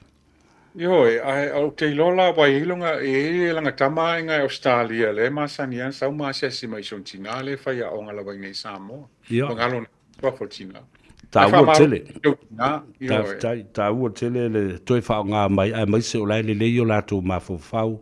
Ia mamani karia na lātou whausia mai le tele o tau sanga ma e o mai al temi nei. Their passion lies within that scope. Awa, o le mātou tina e lua ona ainga. O lona ainga mua le mātou. Ia ma lona ainga lona lua o le potu aonga. Na pauale na mea le soifuanga a tol mautina lewa valusful a la vai fai. Ia mātou te le whaalawelawe fo ia i wau mātou te iloa le leile tā ua o lana service ia onga le kalesia mamona. Ia matu oi pea wai mawai malona fia mawai fo malona malos. Ai nisi o whaafitau li lewa mai tauina i tono a onga e mai se loto a onga. Narcotics and drugs. Would you agree with me that there should be a task force, a special task force of parents, committee, fatasi manistanga ta iailo lato to mai malama lele iai. Eva aia ia lotoa. Ma campuses a onga ina ia tau mawhai e tau fiofi mai le whawhitau li leo le o whala au whasaina ma waila au whasaina. Taila mon whawhisili. E iele committee whautua a onga. Waingala nai ma whai fwoi asi fo i a onga. E fwoi le committee whautua so fo maroloina. E asi fo i members nei mai le community. E a fio mai umalawa masu mai i fo nge i tu malo taitasi. E whai fwoi la na whai lako ngalwenga nga asi fo i a onga ma whale o loa fwoi la tono a onga me whapena asiaki.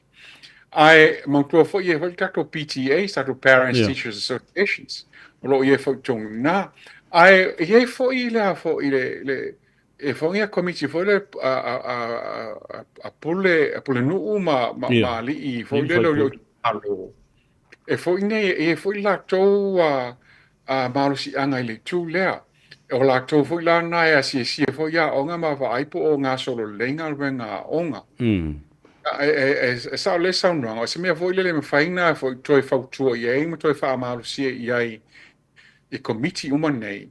A me va ai fa le fo onga ai me sala mengi o mo drugs. Sa sound wrong e fo ne e fa tanga control le mele se va ngar lu fa tasi uma. Nga lu mata ko border controls nga leo fa ya onga everyone for the community, ali in fai pule, e foi ne ngā lue fatasi e tamo whainga controle, e la foi ne whala au whasaine i tono Samoa. Hello, whaftai tā ua tele o e au ngā nei whataluanga i whaion whawhonga mai e komiti nei i Samoa. E a mese foi o le matanga luenga leo ina ia iai lava se lato representative i lea i tu malo, ma le i tu malo. In the Iloai, their presence is very important. Ile vava ai tamait. Ole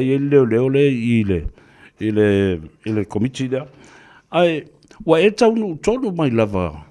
Ito tonu o le matanga luenga.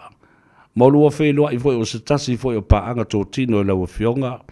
Ia le officer city o lo ia i nei. Le fionga ia ae au.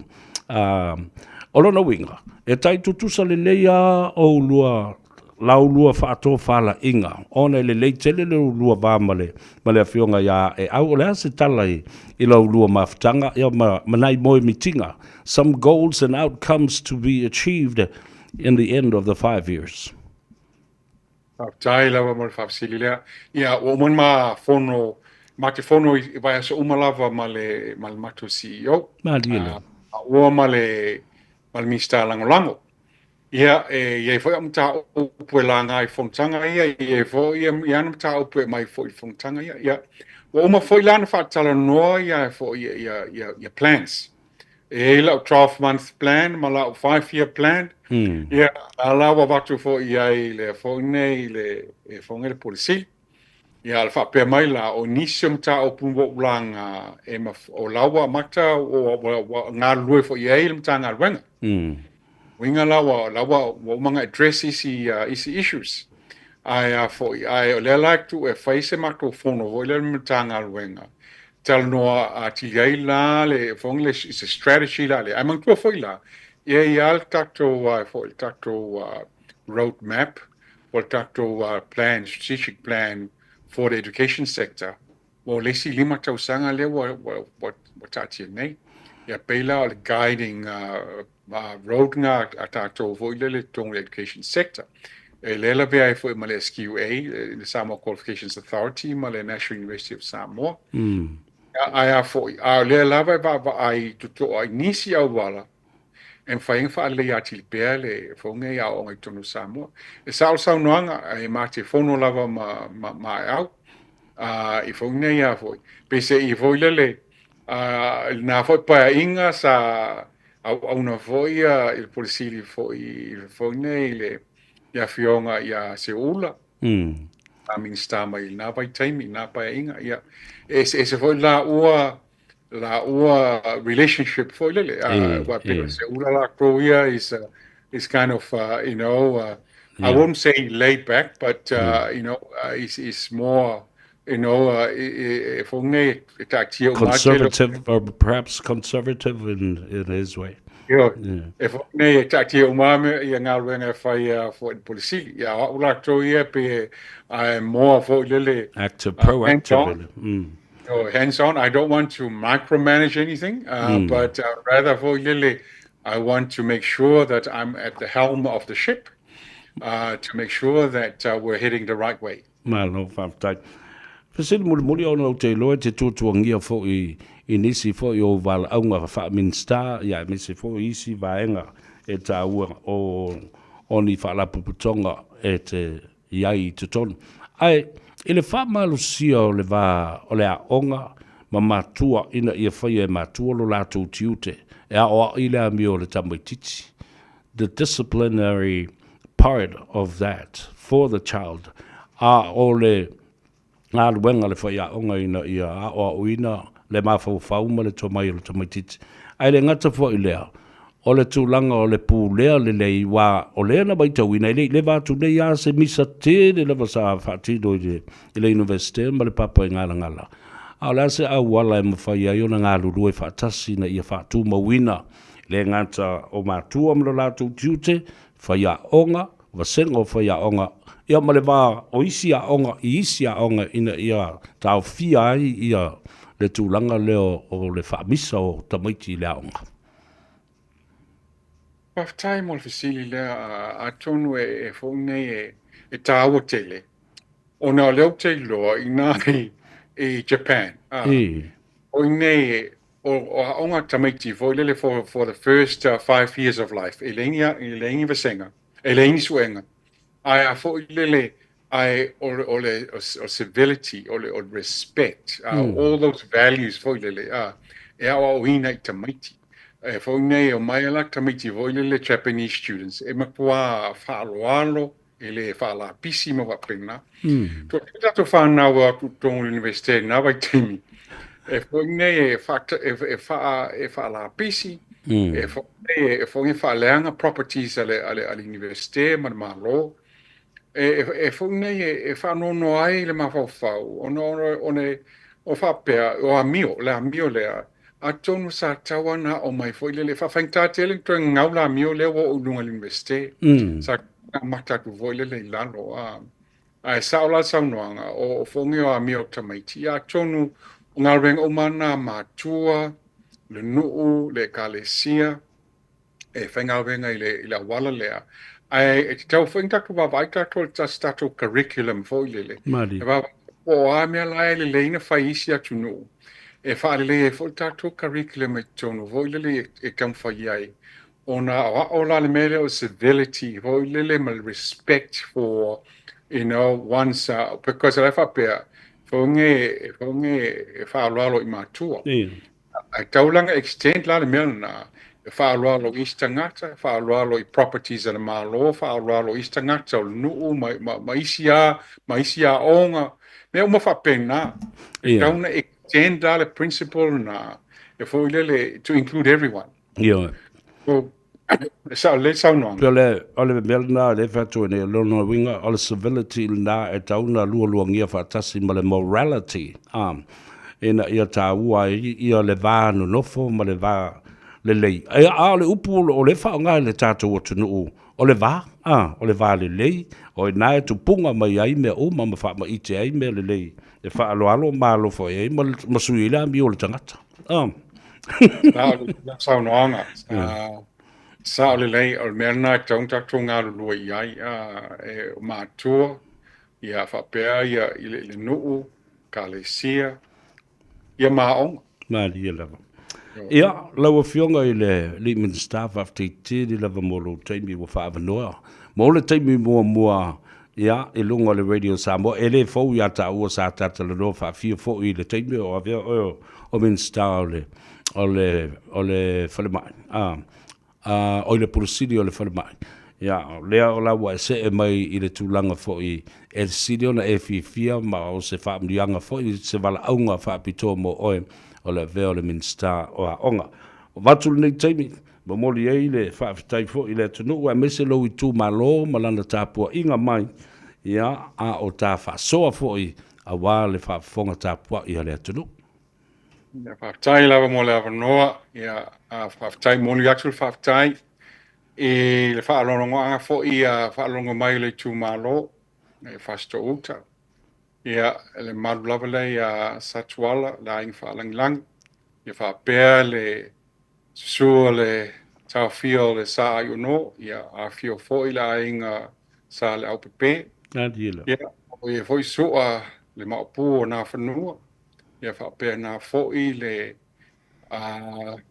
tau fonge, tau au, tau vea. Ia ma le a fo I ma soa, ma e fo I nei, ma le maru fo I ma le pasto. Ia, e whatalo whatu, ia whapena fo I la fo I whata whaitau langa I telo tonu o pasto, ia whapena fo I la tunu a toa. Ia, tue moli atu le alofaanga, whaftai atu fo I le prokalame. Tai. Leo whapela o whainga alwenga ma Radio Samoa. Ia whapena fōi le whaanunga mai fōi o le mai moa mai fōi o le tato atu nuu I tu e whaalolangi, mo le tuel whaftai tele lava. Ia, ma lo whaftai I lau fionga. Ma tau te talo mai e Yuli o Faiva, ia, ma anga le leile atua, ia maua le tō wha, ma le whao tūtanga, maua fōi so fina ngalo I tutonu pe a tau fia, le mau tafono ma le pale mene o Samoa, ia a o taputapua I fo I le ngase o le tātou ori I te tai, le tamao le atunu a ia manuia tele o Faiva, tate wheiloa I pea malaua fionga alo tele atu, manuia tele le nea fiafia whasoifua ia. Whasoifua. Ia le nā Samoa, I always love talking and also interviewing this wonderful gentleman, and now he is the Minister of Education for the new government. After le tour, I avanua le lei, I mese foi o tofinga o tu inatu le tatu parimia, ma te tai I nei foi I tamali o le tunu, malolato sao I matau. Ele ngata le soifua maloloina, ai whapena foi le tūlanga o onga, ina ia manuia whanau o Samoa mo a tai au, o la tātou wo, e tā le pese, e tā walunga ai, ma mamoli alo whaanga I le fionga le I minstau a onga, le fionga ia ai ono, Dr. Ekeroma, Alec Ekeroma. Ja, malo whaftailo whionga le insinia. Se malu Francis Ioane. Oya we, ole malawatili, aweta fefe, fai malino a esisi, kung sa kasi vai sa wiki kuilo of muli ila, se vai muli umi fa fo fo yo fo linga o winga mauke unga lewa kele aita maka, vai singa o sawa koi kiki palava au ke poleila ko kala vali o ku so ku unga le ai lo ai e kele ke a paila yelo o fuila sa simpali lo fika le la fatia tuya le kam kakia oya we ole malawatili aweta fefe fai malelo a esisi signorita o fuila facelo mai fuila siva se ki mai lo fica sa o eleila maua mai lipo kisi ai ele malo pipo kanga me salilo le ua kau wa kilo le ala ua o meat eat kanga kango ya po vende I do it because I do it for my I do it because I can ema ka ukia me ngai ya kali kong ya ibaya le wo e kuleya ele lo mai e tasenda kasi lava o ia wa e umalo po vende ko so o ai po vende Michael Jackson malanga manguki down to the 1 2 3 oh yeah we ole malawatili aweta fefe fai malelo a esisi oh yeah we ole malawatili aweta fefe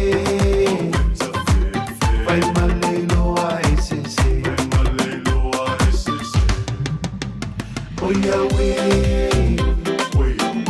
ole malawatili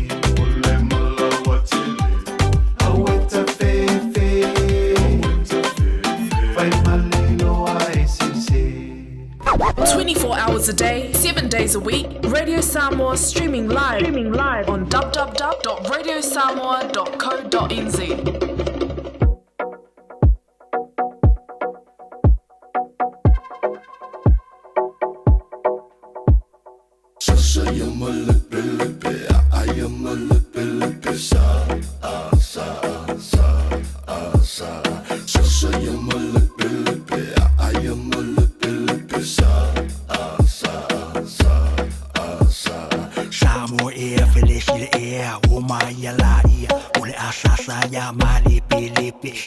Vinga mai fia se sole su ma soia pure la ba o le fosia le fa fa aka ki ai fono pe afa ye le kaulia me ali go ma saukia fia poco fia no IKEA se le vale ba mafia get you around let's go see what snakes in the grass uncle gas le ole a sa ia e la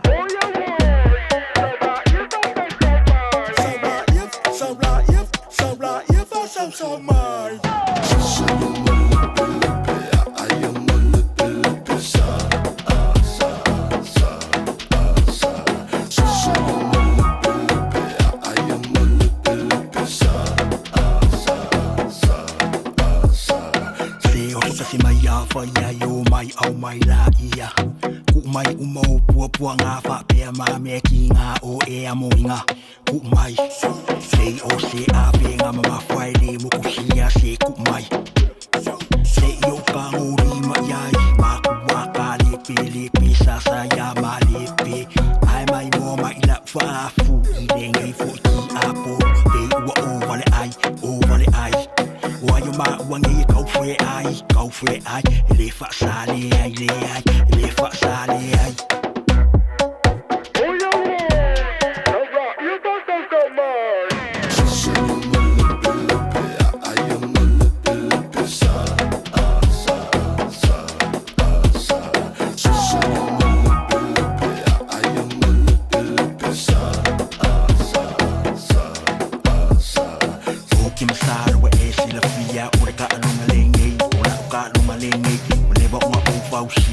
si oi a o lai su le lau ka mua a ka mo ma eva e ku si kali fo ia be ka ku le mai o le fo i o pa sia ila u fo I ba ai ma ku te palanga kalangoa e ku pula sa o mai ai se sa sa ya ma le pe sa sa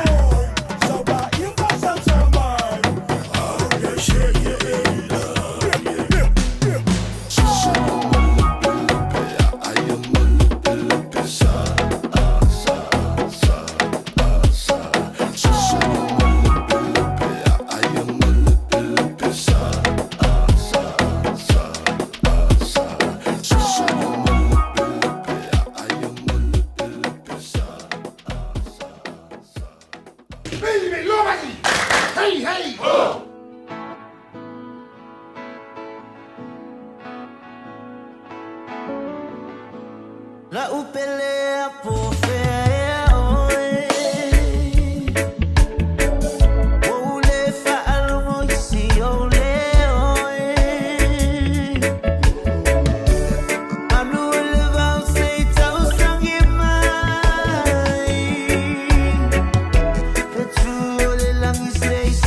Ini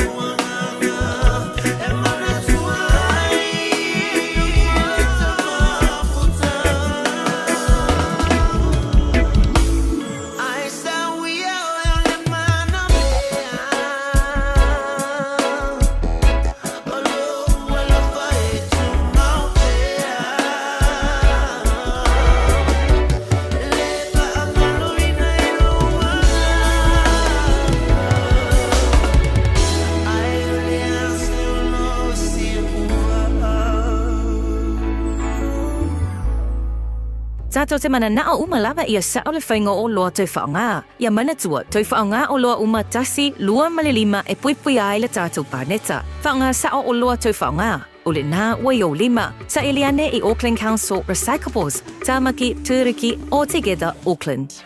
O sila fia mea e whaatino e mawhaiona e umia iso whale motu le lumanai. A whai fo i iso whale motu, o sila fia mawhaiona whaatino ni isi o fuafuanga, e whaonga aire equity o lo whale. A wane e misiere por kalame, o le malu I whale, ia fiafi o soruru taitasi le se fulu e te aile whaa. O le a sila fia ai au wala e mawhaiona e umia se whale motu le lumanai, ma au wala e whaonga aile equity o lo whale motu, e whaata wai se isi o whale, le por kalame o le malu I whale, ia fiafi o soruru wa yaso taitasi, se fulu e te aile whaa. Ua mawhai o le aura tu le polo kalame le leimo o ia so taitasi, ona o le langolango malosi le whale maliu, a se alo le atunuu, o ese tātupu Funeral Directors I Manukau City.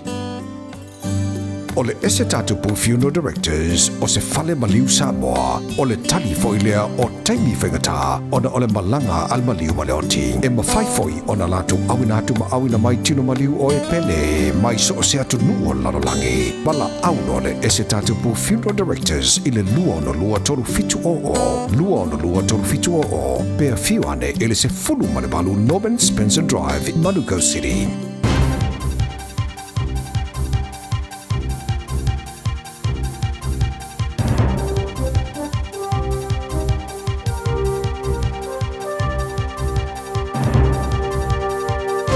In this update, punishing weather has racked many parts of the country as it swept northwards, claiming a life in Wellington. A man died in hospital after being hit by a falling branch on Mount Victoria this morning. Canterbury, Wellington, Wairarapa, Hawke's Bay and Taradua are still under an orange strong wind warning. Fires have broken out near Kaikoura with multiple road closures.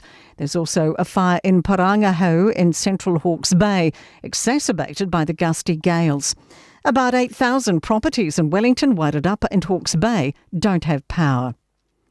Questioning of the government case over changes likely to make it harder for Māori to claim customary marine titles. The divisive Marine and Coastal Area Amendment Bill should pass its third reading in the House tonight.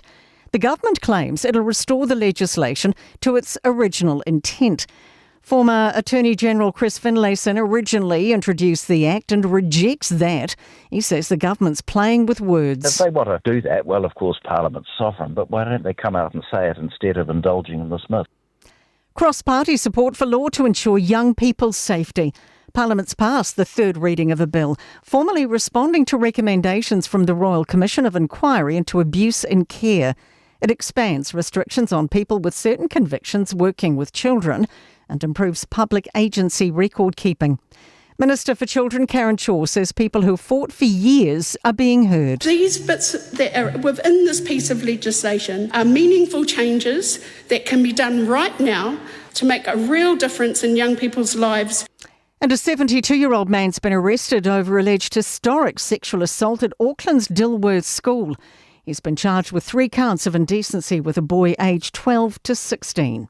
That's news. In sport, Sports Minister Mark Mitchell has outlined why he feels it was time for the government to step in with the ongoing Netball New Zealand Dame Nolene Taurua saga.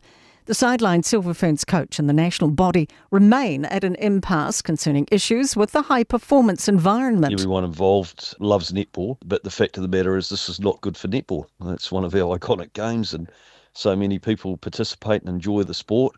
This is not good for anyone, and so I've asked Sport NZ to give me advice and send a clear message that this needs to be resolved. Canterbury's best efforts to twist the arm of All Blacks coach Scott Robertson have come up short. Both lock Sam Darry and hooker George Bell aren't available to play in Saturday's NPC final against Otago. That is sport. Talofa, we're the Katinas, and you're listening to Radio Samoa on 1593 AM. Te whatalofa ia te oe he le whafonga tāpua ia mai se fo i le sila mai moa le hatunu i le nei fo i a wauli. Ia ma le fiafi o le solua i la uanga Gagaifo Faiva o le hatunu ua 5 minute o te ai le tu lai ono. Aftai le fionga i le li i Minster o a onga. Ia mo le teimi fo i sa whaavano mai. Ia e tu sai ma le talanoanga e winga i se tūlanga o le anga i ai i alana sila ia malana whato whala inga foi e tusai ia male tūlanga o le avea i nei o ia ma minista o onga. Au te le i fia fesiri ai e tusai ma le tūlanga a o avea o ia ma pule siri o le soifua maloloina. Manatu o nā futia o sola. Ua watu le matangi ma le lea atu wai o leo tula i mai i a leisi fo i toa manu. O le ngāruenga o le soifua maloloina e peo nou tau whaafonga iai. O mā tala atu wai ma le fionga i le minsta fou o le soifua maloloina. Le fionga ia honorable au salu malo alofi po i le asotona ina sei mawai atu nei. I lunga o le Porakalambe o le tātou tānoa awa e te maua i le sao. O le tā ua leo le talanoanga ma le fionga i le minsta. Na tā ua i le telo whawhita uli na tula i mai e o lava i le vaenga o le sava vali ese o le au ngā sese i le vai aso na se i mawai atu nei. O le meo te fia wha mamafaina. O le tō teleo i la tōu nei o lo o moia tala i Samoa ai maise o isi au whaasa lauia la tōu te lalango. Ia tu le epa mele i HRPP, ia mele media ia lo la tōu whaungaina.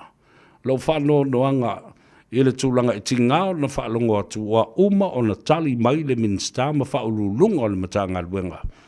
I mata upu ma whaafita uli nei. A o lai fue lava pe o le kāmela fo, le lo lewa na pe. Ala esa sa lava sa i tulou le whaafonga mai o le atunu. O uma na sao noa i ai le fionga le minsta. Whei loa i le fionga le minsta, whatasi ai ma le minsta o tupe. Fo i le whaafita uli, au mai le vai ngā tupe. E whai ai totongi a o le io o e pasi le tātou tala o le tupe. E le aso tolu se fulu o le masina le nega. Le ala lale nā. O le alava e tutu oi le afi. Ia ma wha leanga lava le malo. I ta i fau o tula i mai. Ia ma wha fi tā uli sa tula i mai le nāwa i tau. Molo tau sila fia.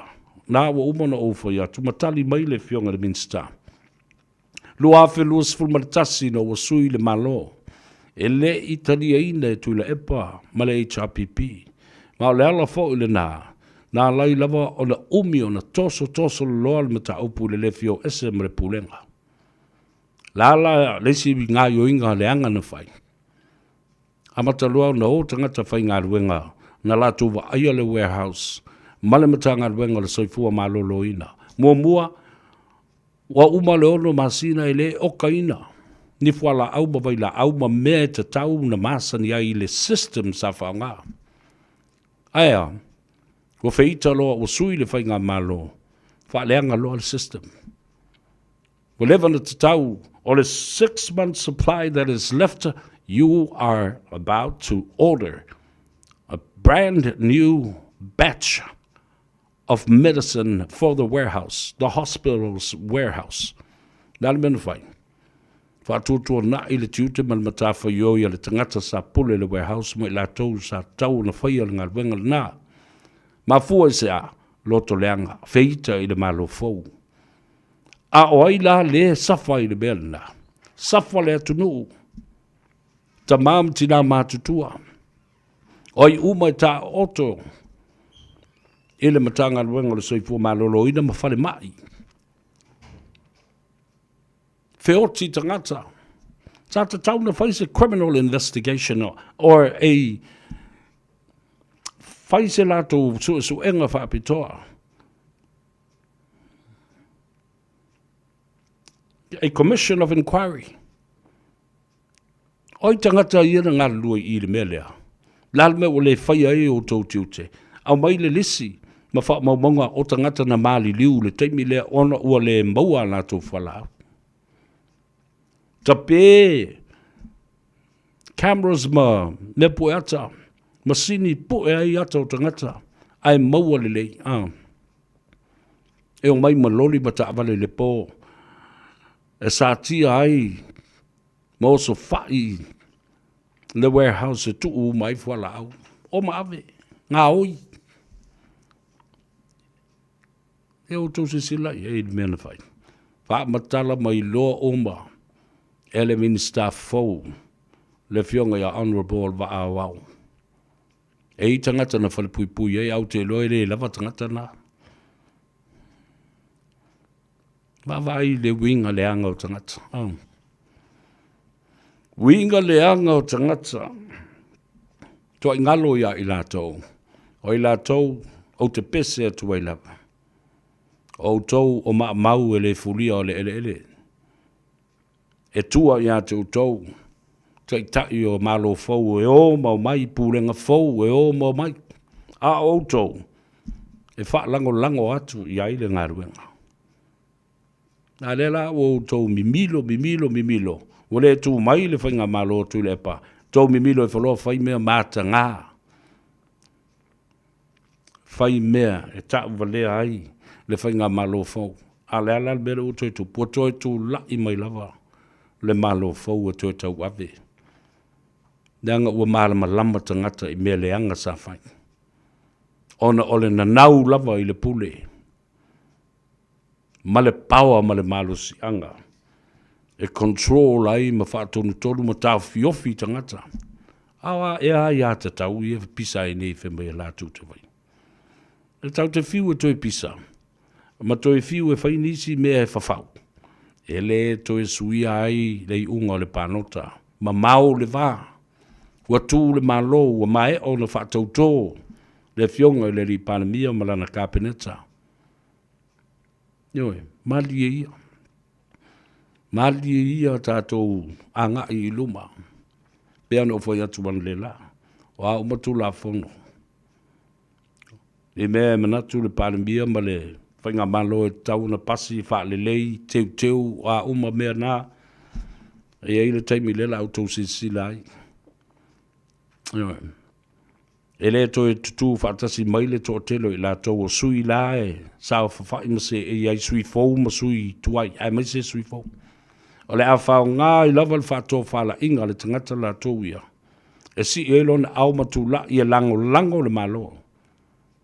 Da leo ngā. Tō te e ai. E leo toi a te o tau se whaingo mera. E fiu.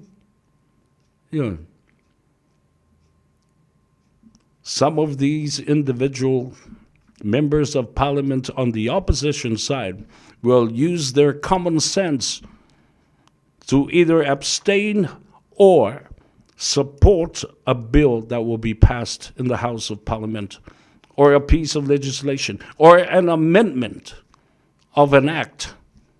Na, whalongo le. Ole a le toi whalongo po ai le teitai. Ole ala lango ai. Ole mea te tau o na whaatino, le tu la fono, ma le teu teunga, e tā ua mo le atunu, o lo whaatali tali mai le atunu. Ai tau te leo atu tau te nofo, ma te te. E mea le lei, o tu la fono le lei.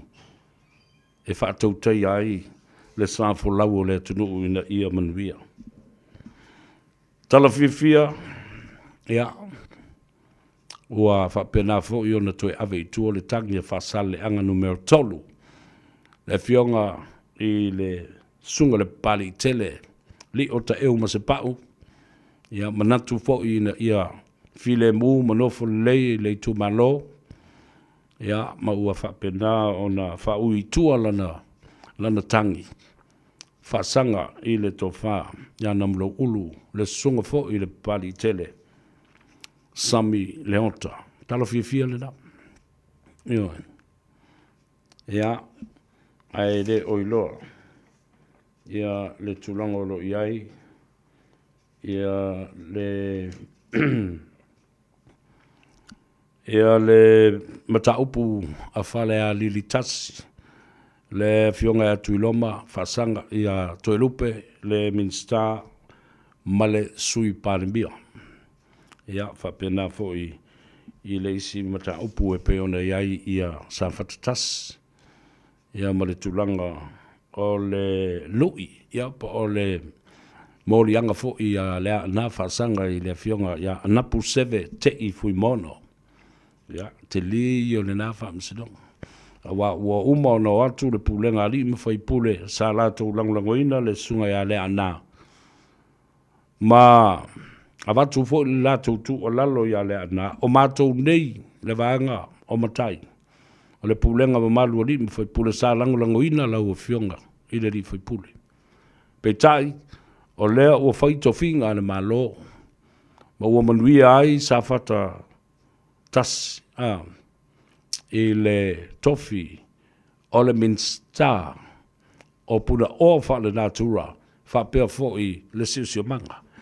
O lea ua ave tolu lava i le afionga i le tamaita i faipule. Le tofi minsta o le kapeneta i puna oa fa le natura ma le pui puinga o le saonga le mu o le siusio manga. Ai taunu ulo ma le 10 miliona lea. A wā le tuftufaina i to tonu a inga o le atu sa fata tasi, sa fata lua, le a inga malosi a toa sa tunu mafono. Ma le falfao le faulu ngā tangifa. Ma le mamalu le faltolo. Ta ua tele la le taunu o le tupe lea a o se ei lo tau minsta. I to tonu o le kapeneta. O le whinaunga le nā le tō tele o matai la o lo iai. Le tā ua fo i le nā. O le pule mamalu o li me fai pule ina ia tau si ai le file mo. A o lea la ua manatu ai le ana la tō ia i lana ai a tau. Ia o lea i a tau le nā le ana. E whaatino ai pēa, le sua ino le mata upu i le whaamsinonga. Mai le pole foi la i aile ana. Pe le tofi minsta, pe toe o e whai, le whai ngā pānota lai titi, e le pole lava i le ana. Ia, o la nā ia taule nā, o lo o whaalia e tu sai ma lea foi mata upu. Ona o mai leo lau tala noe toi wha manatu lau sunga. Papali i John Taima le langi awhile. Le nā ua wha alawi loa mai. Ma wha maonia mai le tu i nāntu o ni mōli anga. O ma whaila ni mōli anga wha sanga i leo ngā li i le nā. O saia ma wha tu. Mai Sydney, Australia i le Porkalame. O le vi inga. O le mauta o vi inga Samoa le tua. Se mea whapena. Po le whale e o pi inga masakanki. Ena ia mautu, ma mausali, ma whaatino, ia mōrianga nā ua whaila. Ena ia mautino ai. Lea mi o tonu. O itangata e kaloka pe au kui Samoa, o itangata e whasau. Ioe. O le mea tā ua le nā. E mata i tū mai toi avatu ai. Ia le tua lalo ina ia whaamalo si au ai. Ia awani a vea Samoa mana tū la fono. Ma ona te tai. Oni mea e le amana ia. Ma le whaalolongia. O lātou tū langa. Wha te tai i lea tunu. Mana ia whaile tala sao. Whaile tala whawaea iai. Lona mau, mai ai malona tūlanga whaamaonia.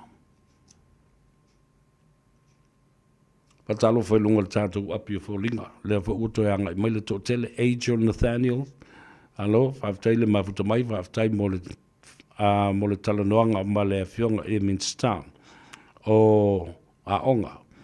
Whaaftai valu toloa, ia whapefo i Anisi ia le uanga, ia tulunga o lātou swafa, o le sunga e Sau J. Morse, ma lo whaftai mai Sydney, alo o mai moa, ma tāpua i mai ai, whaftai tele lava.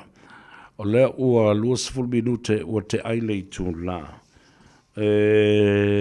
Ono, ia ono lo o iai tūtuangia, ono nisi o mea o lea onga le whanau i lea fia finei, tauna i ele tama, ia le a taua. I le tulanga o me ia le whanau ma le aonga. Ia tawai. Ona tawalunga atuai ia le tātou Porkalambe le so. Ai mō le silifia. There is an extension to the Prime Minister's stay in Auckland, still recovering from his medical treatment. Ia, e leise mea tātou te pole ai, ma leo lo ta ua, a wā lea na fau fa pēo lea so te au, e whailoa iai ma le fionga i le pāle mia Chris Luxon, the Right Honourable Prime Minister Chris Luxon of New Zealand, in Auckland tomorrow. A leo wa whaelo mai, o le a le whaatino ina ma whaatonu ina, leo whaelo inga i lea so te au, ona, o lo iai, le wala ulia, mo lea si singa alo ia, the first official visit of our dear Prime Minister to Auckland to meet with the Prime Minister of New Zealand. So that plan is now off the record. Ya, tātou nofo pēr, ma whaatalitali, ma whaalongolongo, ma tapuai I nisi o taurumanga o le whono o le ausuia I le aso tai au le palemene. Ma umai ai le talo le tupe na ia whelaflafa iai I tūlanga o mata upu o le panketi ia malona whaasoso ina mo le atunu. Ia lani nā, ia, o le a seu I whanua, le au nanga ma le tautua, I le neifo I vaenga o le tautua a le siu whongo Samoa, le Radio Samoa, ma le Gagaifo Faiva, whatasi ai ma le ataua sabea leulua I hali I seiuli I le nei vaenga o le fiafi. Whabri atu le tua I le manawai o ngā luenga, ma le Gagaifo ai o Faiva o le atunu, au I lungo le ala tele le taimi le nei, fai maria lo sa o lava le vale tasi lungo le awala e lua loa pe tolu vale ia fai lo maka unga mafuki ngā ulua a vale lungo le awala e poloka ko ile le motorway ia le na ia tele o tau tamam tina matu le tunu fa pe fo I sunga I fa whengainga ma whale tua a maise o tamam tina malo lo manu malo ia tau mawhitanga tali ngā sua ma malo longa o le fiafi tātou whailoa I le aso tai au, le Porkalame, whaau wau o le malu I whale manisi o whonga o le tātou Porkalame, ia le whale tua ia e mele, ia whapea fo I le uso ia Tom, le uso ia le malu, ia ma le tamaitai o Taralina, ia whapea fo I le uso ia Matt Luatua, whatalo whatu I le timu ia, ma lo lava o Rita Alfruen, ia ngawa e sa o le la. Wala ka pere ka ko saunginga. A bangalo se leo leo au na, tu o tau le pese lea. Le sunga ia Peter Taefu. Fai mai. O le loto faa ma ngalo.